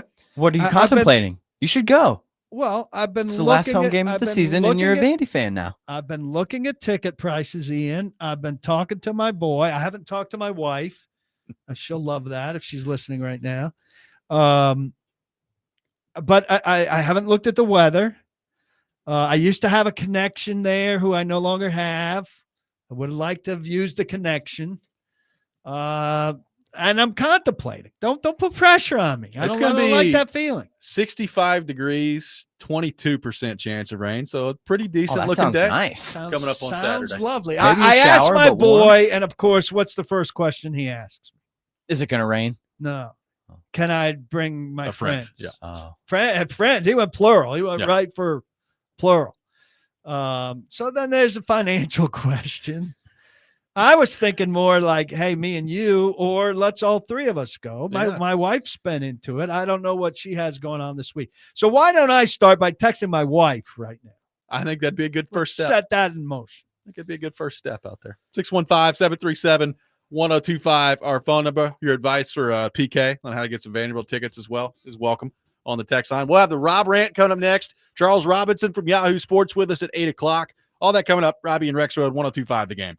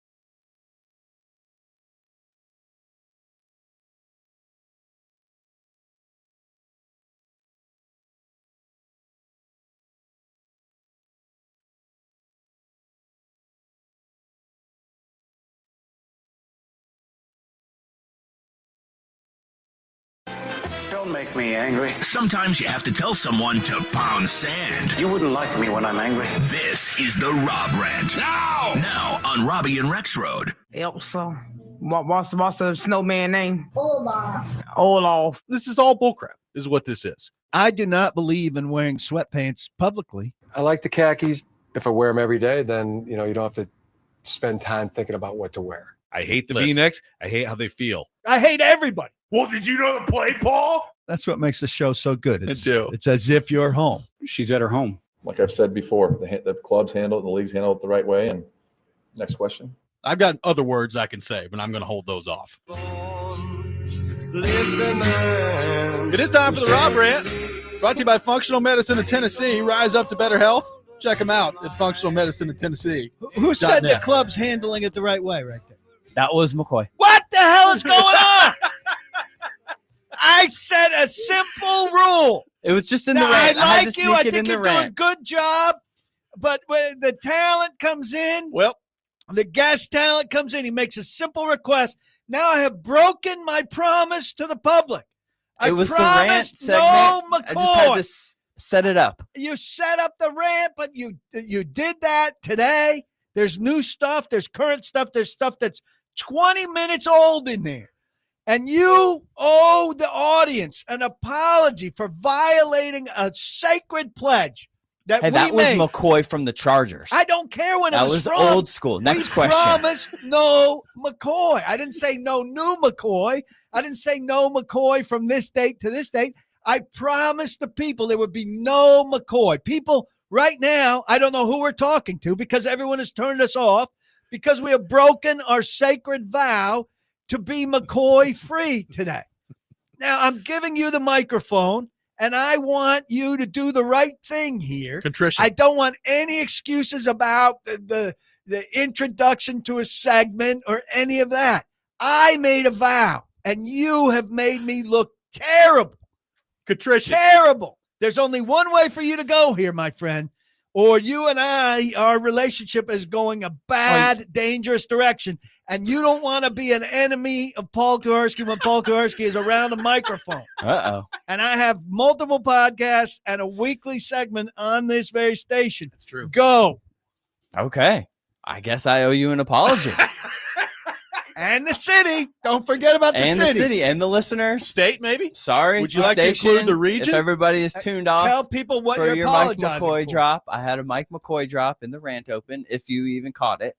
Most people probably I'll be did honest not. with you, I didn't. Yeah. And so Most people have finally tuned ears when a pledge is made. You know, PK didn't have a rant. I think we just created one. I'm disgusted by what just unfolded here. Disgusted, dismayed, and ashamed. That's true. Somebody did point out, Ian said that he'd keep it in mind. He did not promise. You promised. He promised me yesterday as a binding social contract, like an airport pickup. A lot of people wanting to play more McCoy now. Speaking of an airport pickup, hey, you got to give the people what they want. I think you might have to now, in exchange for this, you need to ride to deliver the airport. my family to the airport and back for our Thanksgiving trip. You're now my Uber driver. Uber for free. No charge. Free Uber drive. Maybe we'll give you a soda. Thank you. You think about what you've done, young man. I will stand here in the corner. Yes. Please do. Please My do. God. That's I feel agita. I couldn't have worked out more swimmingly. It's Yeah. beautiful. You can hold your rant. Well, I might Set that might one have up to. beautifully That there. was awesome. Good job. Was that a plan? I don't think so. That'd be pretty nefarious. Well, I did. I If did. that was a plan.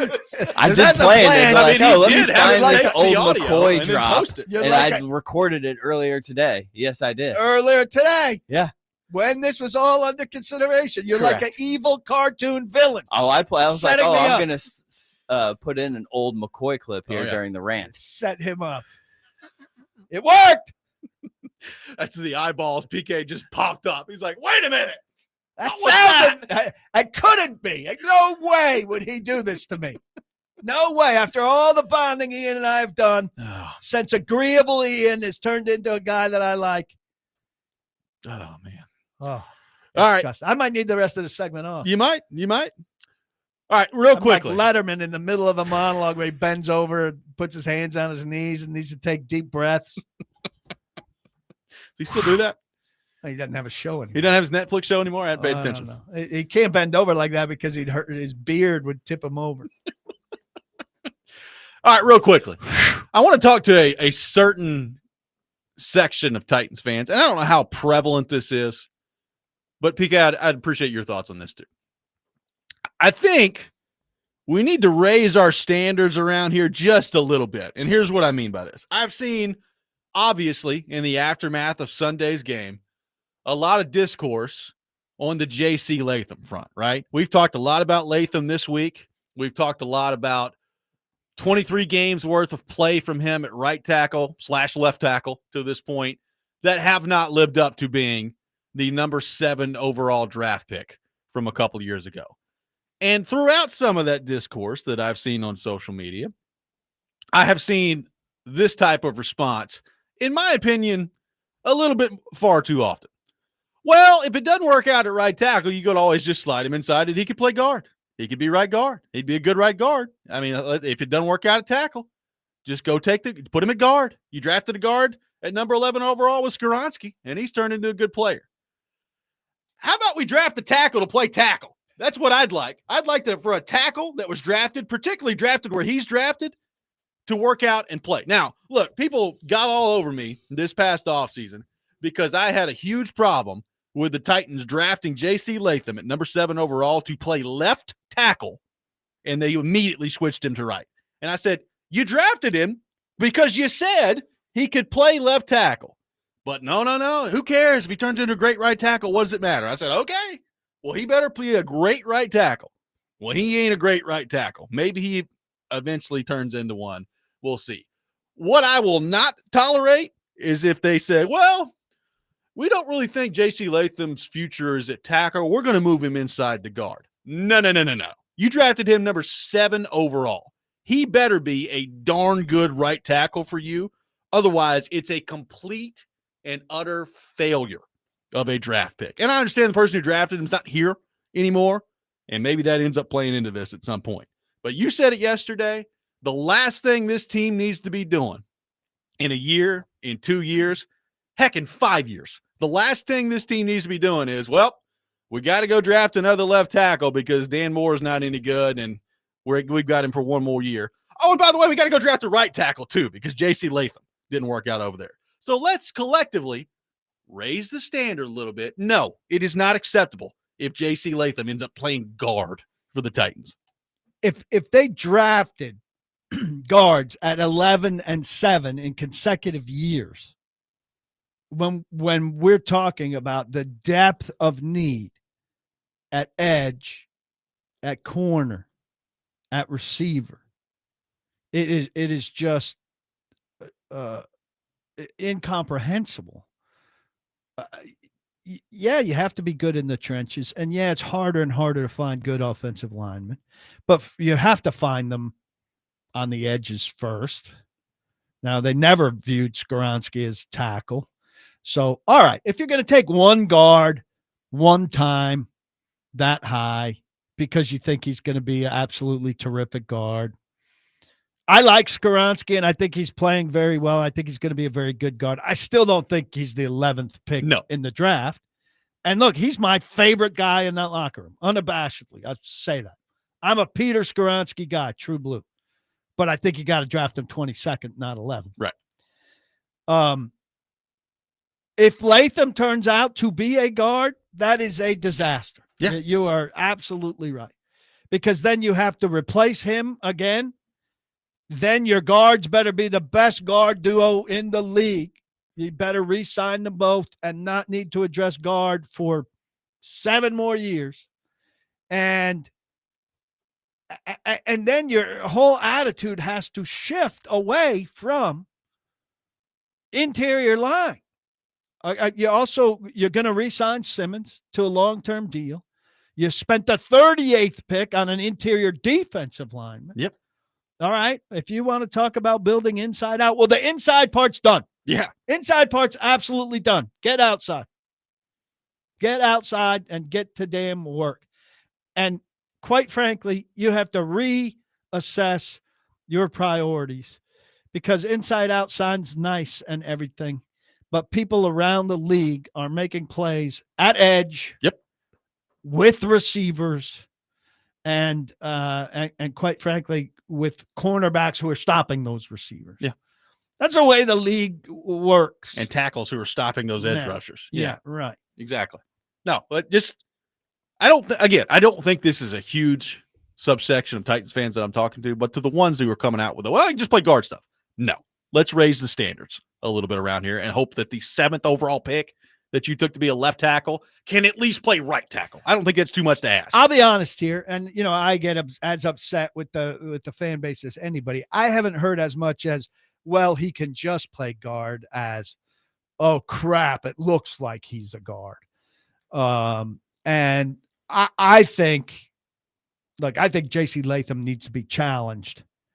I think the guy to challenge him is Mike Borgonzi. I think Mike Borgonzi needs to call him in and say, we got 7 left, and I need to see you motivated and playing your ass off to tell me that I've got a right tackle next year. Yeah. To tell me that when I'm bringing these coaches in, I can tell them, I feel very confident that you're going to see this guy in OTAs and you're going to say, oh yeah, we're fine at right tackle. Yep.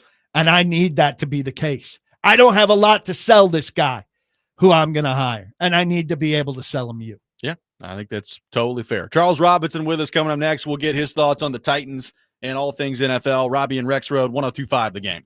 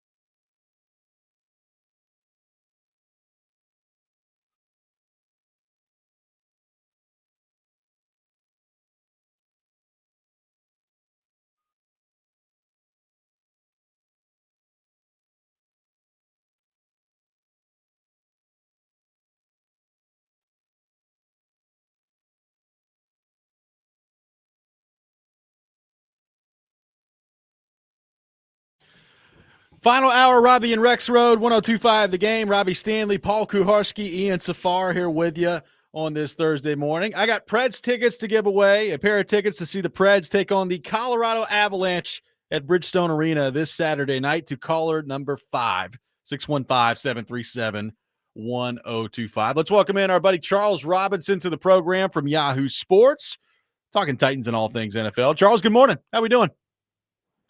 What's going on, gents? We gonna speculate on what Joe's doing? That's a good question. I don't know. He wouldn't tell me. On assignment. On assignment. Very vague on assignment. He uses it in a way that's disrespectful to journalism, I think. Such a pretentious phrase. I'm on assignment. Yeah. Okay. Awesome. On assignment. I think the assignment requires sleeping in today to get ready for the assignment. Could be. Yeah, he didn't say what time this assignment was starting, so we'll see. If it better be a darn good piece at the Athletic at some point. Better be a darn good piece. Yeah, it's a lot of expectations on it. Then see how he performs with expectations. Go ahead. I just want to start with Seattle coming to town this week. Obviously, a really bad performance is still right there with the Rams, despite Darnold's turnover festival. He's done amazing things there. His receiver in Jackson Smith and Jigba is on record pace. Just wondering, how good do you think they are? How legitimate a contender in the NFC? I mean, I think if the defense plays, the way presents the ceiling that they've had, over the course of the season, I think there's any team in the NFC they can beat, frankly. I mean, DeMarcus Lawrence, Cowboys got to be kicking themselves for letting him go. He's been such a huge piece for them. Leonard Williams. I mean, up and down the roster on defense, they've played, really, really well. Maybe the back end, Reek Woolen obviously has had some issues over the course of the season, but they're talented, they're deep, super aggressive. The coaching staff, I think, fits, the scheme that they run with those guys is perfect. Offensively, Darnold. Look, here's the thing with Darnold. Let's see. Let's wait and see. Last week, to me, it was the Darnold that, we saw late last season. And it was, I know Minnesota probably didn't make the right decision here, but it was still the guy that they stared at and said, okay, when we get into these situations where, we have must-win games and this guy gets pressured, what's he going to turn into? Is he going to be the guy who gets to his third read, or is he going to be the guy who does one read and panics, or forces balls into bad situations? I still think the jury's out on him. I want to see him through the remainder of the season. Ton of football left to be played. As you said, Jackson Smith and Jigba has been unbelievably productive. There's so many receivers that are kind of like his size and like weight profile that when you talk to guys about drafts now, they kind of are looking for that comparison. Like, who's this guy that maybe we can slide around a little bit, use a lot out of the slot and just feed like crazy. Rashid Shaheed hasn't. Let's wait and see how he adjusts as he goes along. But I still think he was an unbelievably great, deadline pickup. AJ Barner, the tight end's been. They were searching for a tight end for the longest time, and all of a sudden they just stopped. And I think, particularly the trade deadline, some teams were surprised because they thought, Seattle would be poking around for a tight end, but Barner's kind of formed into that role where he's become a legitimately, top 15, maybe top 10 type tight end moving forward for them. I think the Titans are going to have their hands full. I think this is a really, really good team. And I think defensively, it's the one thing people really need to wake up on with Seattle. I have so much focus on like Darnold and Jackson Smith and Jigba, but I think it's the defense that's going to propel this team. And if they get, if this ends up being, your one seed in the postseason, I can't imagine having to go through Seattle, for all these other NFC teams that have their own flaws. They're set up. It's amazing to me how fast this pivot's kind of happened for them after Pete Carroll went out the door. Here's another side of this that we talked about a little bit earlier. What's your verdict at this point on Kevin O'Connell? because with Darnold flowing, Minnesota was awfully good. McCarthy seems it's early, but right now seems like a miss. Carson Wentz is not the substitute you want. But how much is O'Connell keyed to the quarterbacks, or how much is a quarterback guru failing the young quarterback he helped pick? I mean, I'll say this. He's like in terms of O'Connell, guys who came into the season with an absolutely sterling reputation, in terms of guys who came in and have taken a ding. He's one. You know, like he could do absolutely no wrong. Every guy wanted to play. You know, you read Seth Wickersham's book, American Kings, and it's talking about, you know, Caleb Williams and his dad are trying to figure out a way to get Caleb Williams, you know, there to play for Kevin O'Connell. You know, you see what he did with Darnold. Obviously, you had Aaron Rodgers was dying to play for the Minnesota Vikings. It was like everybody wanted to get to O'Connell, and then, you know, he's kind of hit a brick wall, not only with Carson Wentz, but obviously clearly with JJ McCarthy. You know, I think it's an interesting situation in Minnesota, because you always wonder, you're like, okay, well, you know, how are Kwesi Adolfo-Mensah and him, you know, Kevin O'Connell, how are they adjusting to each other? Because you've always heard like, hey, it's kind of strange bedfellows, these two guys. They're, you know, O'Connell's super serious driven, like the type that when we all came in covering the league, that whole idea of like, oh, these coaches have beds in their office because they never go home. He's that kind of guy. And, you know, Kwesi's sort of the new echelon of GMs that are, you know, very analytics driven.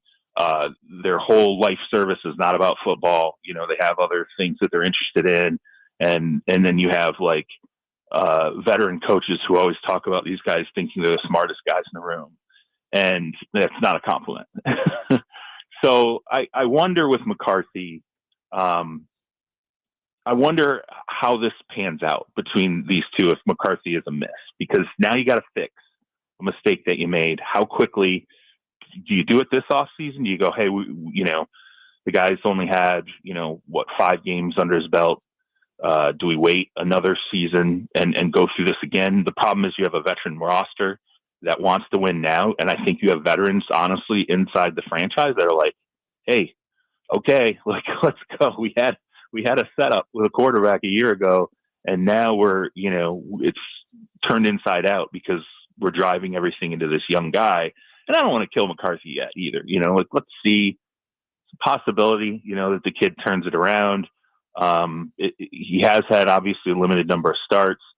But yeah, I mean, I think Kevin's and I think Kevin's reputation's taken a little bit of a hit. I think there are probably some people in the league that got tired of hearing about how great he was, and they're like, okay, yeah, now let's have that conversation again, because you know, Kevin runs into his struggles with the talent just like anybody else.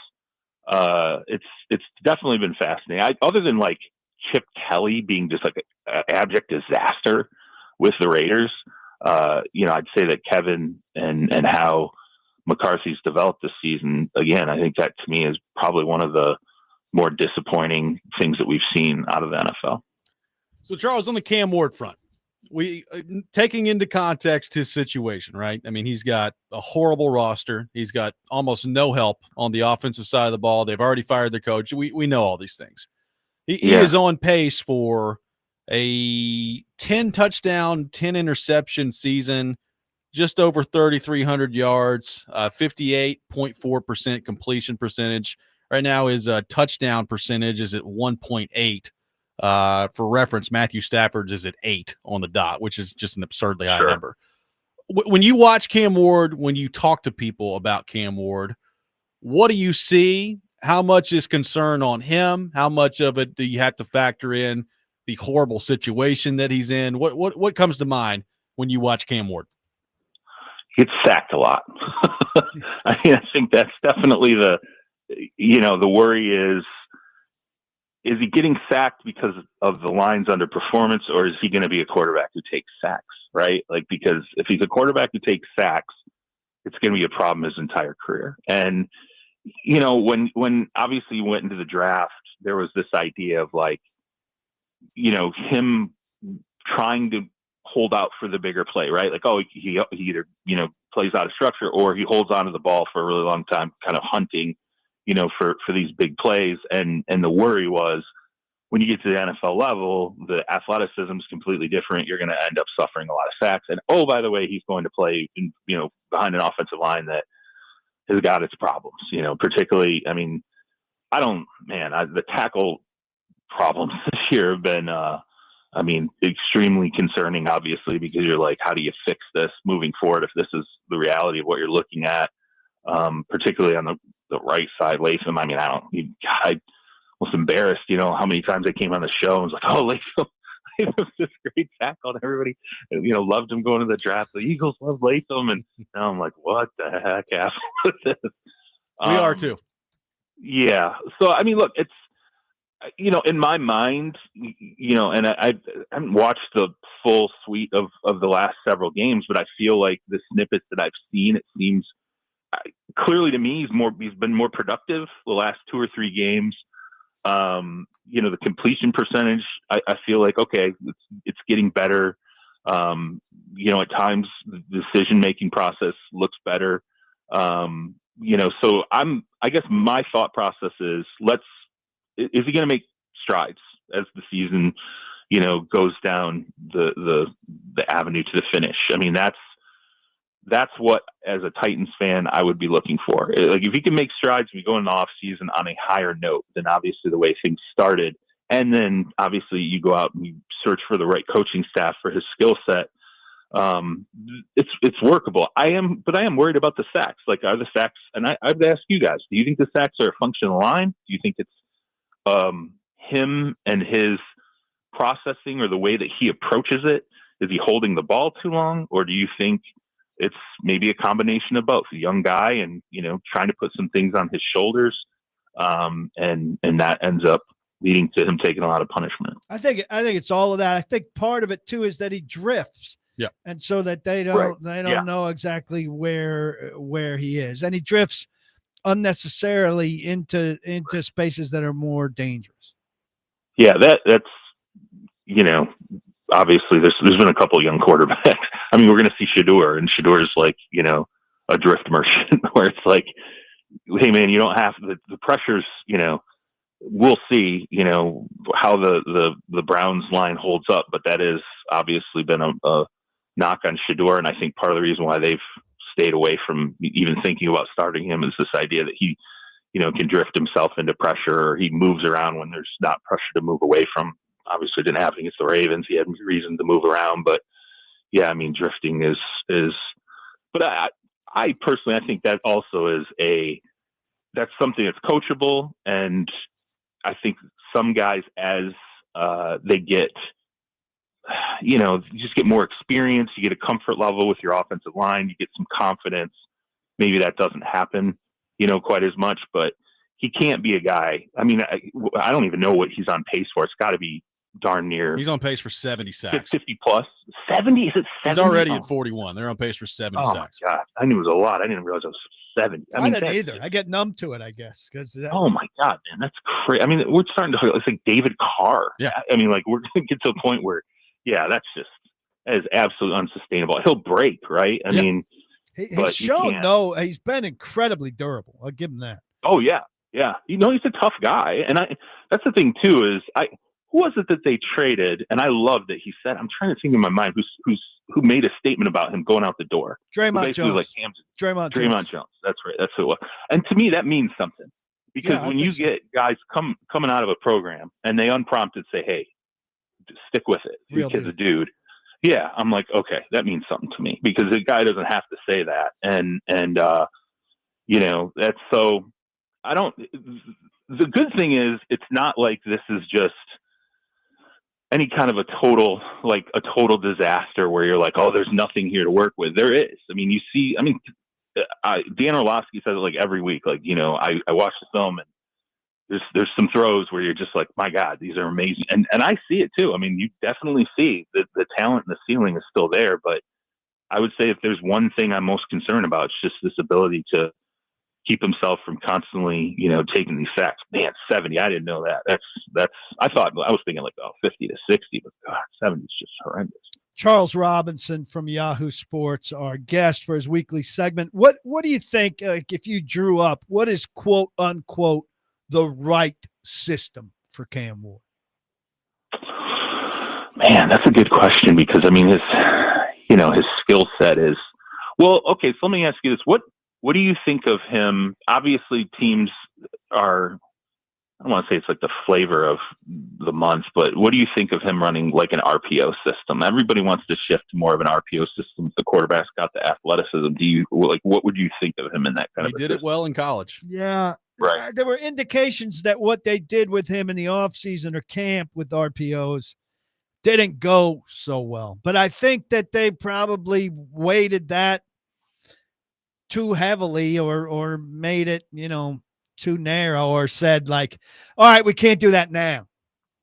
Right. Okay. Yeah. See, that's what I wonder is the surrounding talent good enough to be able to run, an RPO system with him? Is it, or is there some sort of an athleticism cap? I think he's reluctant to run. Like, he ran 3 times this last game very well, but they said, the way Houston rushes allows room for, but there's room for quarterback to go get a 6-yard first down a lot of times, whether he's a runner or not.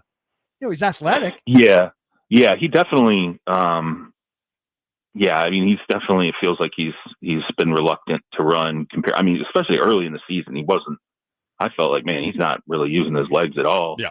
I know he had a couple of, I think he was 2-3 runs against Houston where he was actually productive. I know there was like one, off the top of my head, I remember there was like one long run, and I remember I thought to myself, like, oh, okay, like that's something that we have not seen.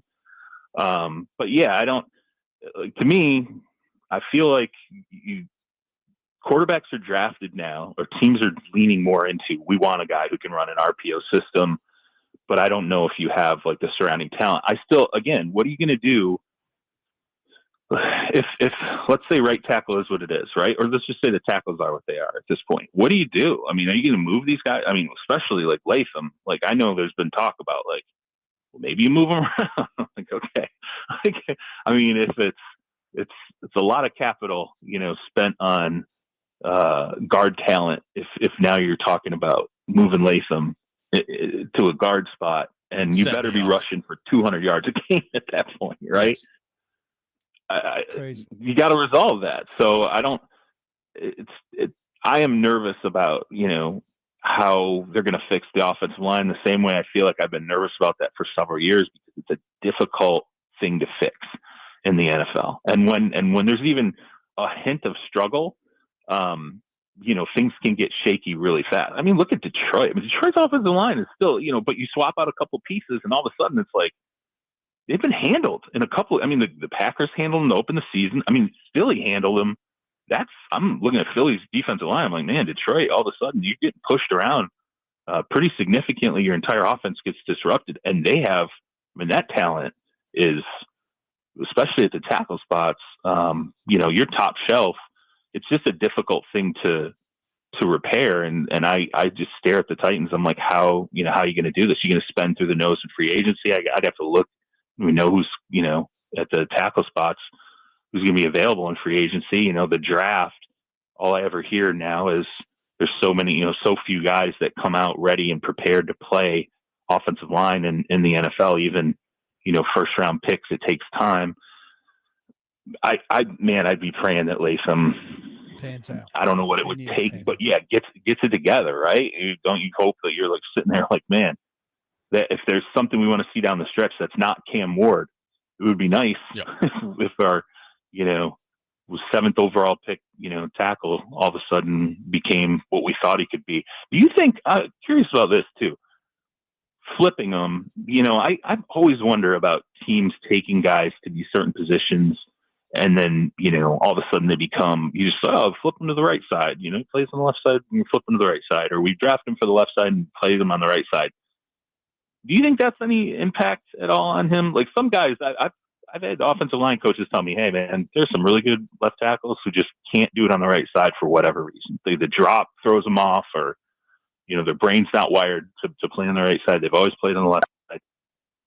and that's where they got to play. It's the other way around, though. He was a right tackle coming in. The Right. switch was to left and back. I just think he's got to get his head right. And I suggested, Borgonzi call him in and say, listen, I don't have that much to sell my new head coach. You need to be part of it.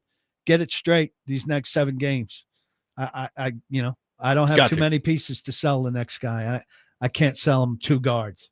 I need to sell him a guard and a right tackle. So yeah, this is really tough to tell, to sell a new head coach. Like, hey, yeah, we expended top 10 capital on 2 guards. Yeah. Yeah. I mean, they better be like Zach Martin, right? Yeah, exactly. Let's go to Pittsburgh for a second.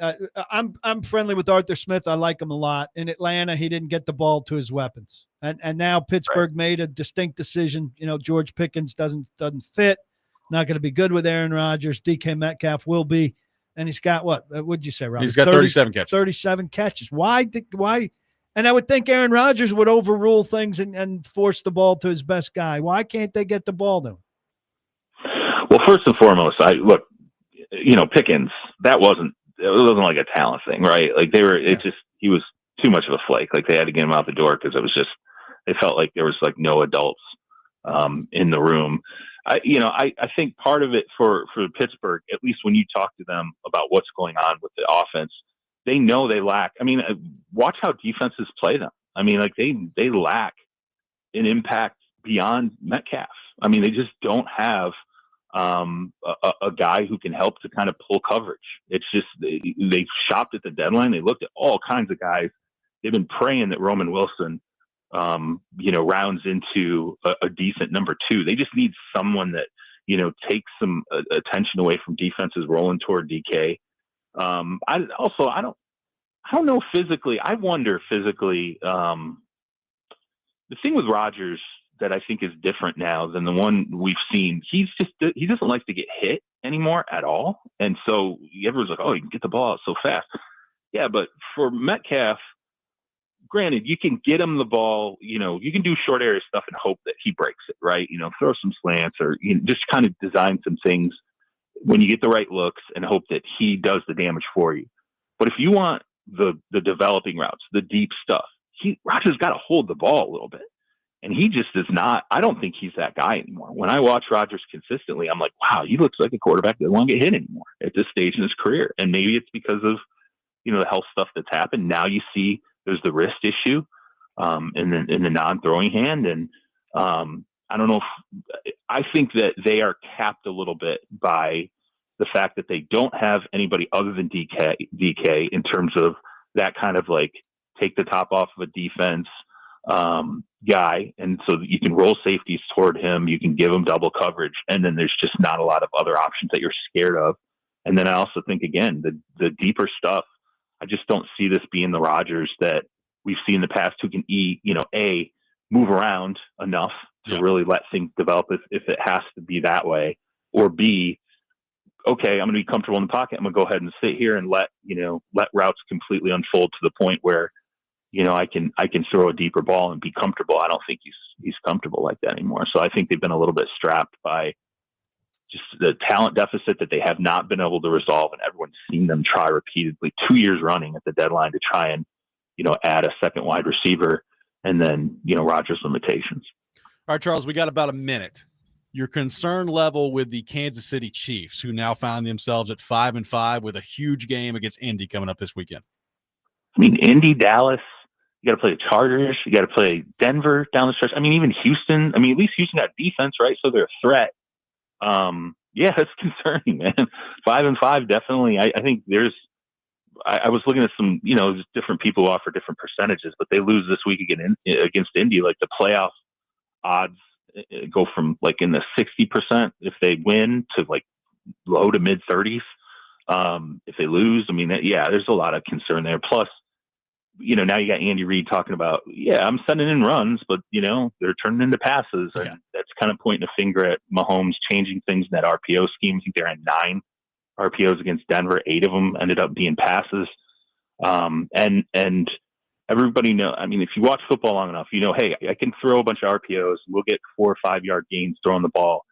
Does not take the same toll on a defense if you're running instead of throwing to get those 4 or 5 yards. By the fourth quarter, if you've been throwing on RPOs constantly, or I mean, a steady diet of it anyway, the defense is not going to be as worn down in the fourth quarter as if you're running. Like, there's a difference between a 4-yard run and a pass, a quick pass that gets you 4 yards does not take the same toll on a defense over the expanse of a game. And I think that matters. Plus they're deep. I'll say this too about the Chiefs defensively up front. Like, I've never seen Chris Jones get pushed around as much as I have this season. Yeah. I mean, there's been some games where I'm just like, whoa, what has happened to this guy in terms of run defense? It's, so they've got concern with definitely some of their cornerstone pieces, and then also what they're doing schematically. Charles, awesome stuff, man. Appreciate you taking time to be with us today, and we will talk to you next week. Sounds good. Take care, guys. Take care, bud. Charles Robinson from Yahoo Sports. Outstanding stuff every week at 8 o'clock with us on Thursday morning. We'll react to what Charles had to say there. I got a lot more coming your way. Robby and Rexrode, 102.5 The Game.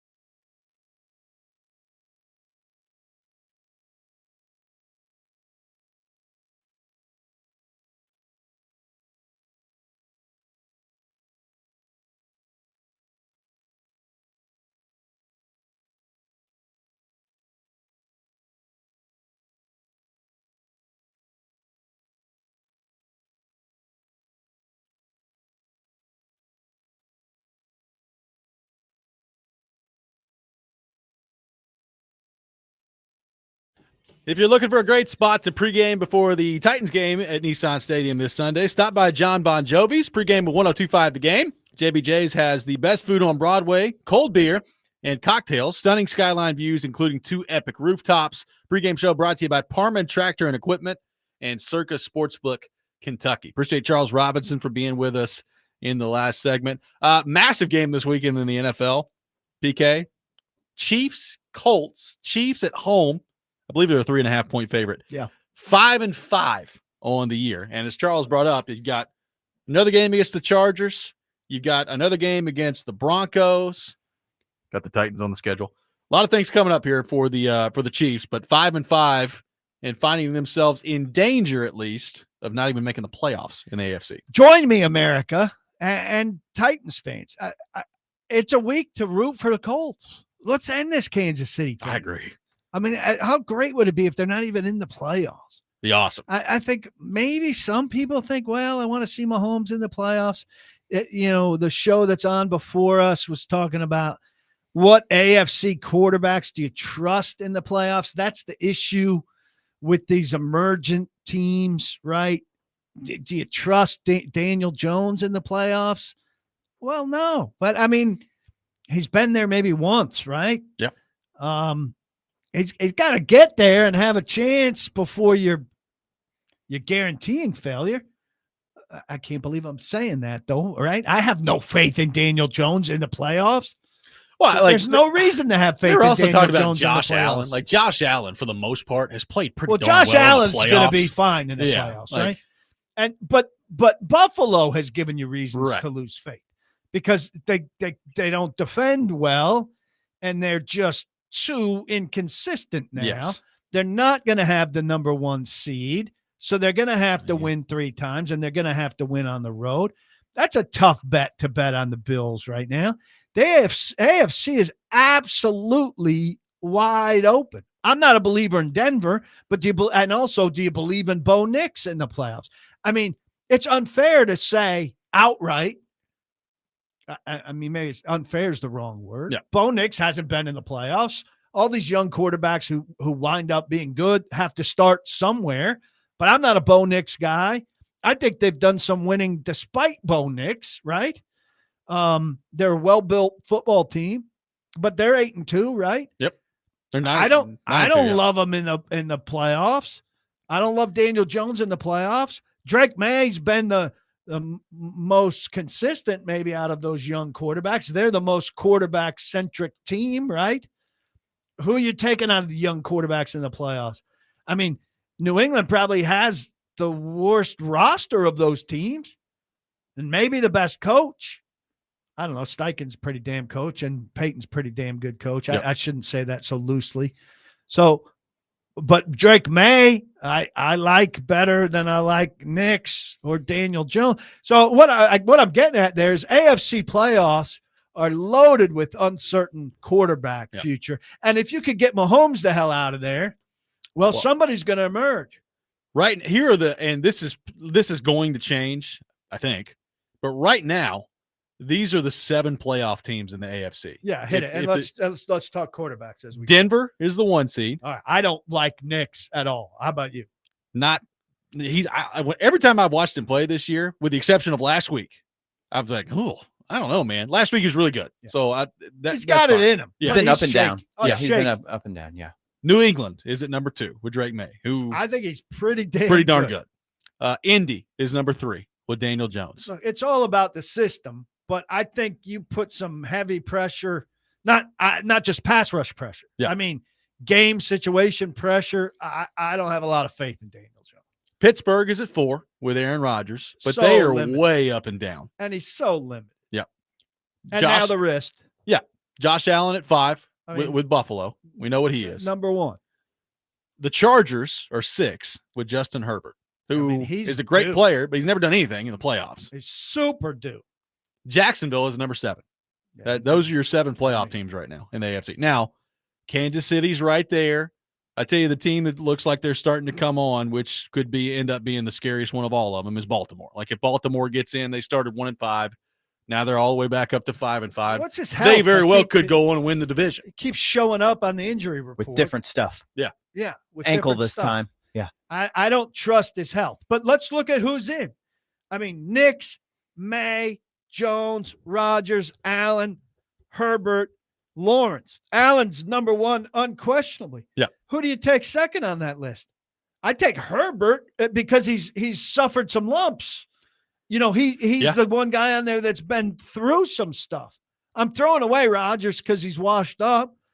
Trevor Lawrence has had his chances and hasn't. I might take May number 2 on the list. May's third at worst. Yeah. I mean, and somebody's emerging and going to the AFC Championship new. Yeah. And fresh, which I think is great. I do too. Yeah. I think it's awesome. But also one of those guys is going to go in the playoffs and absolutely tank. Bo Nix or Daniel Jones or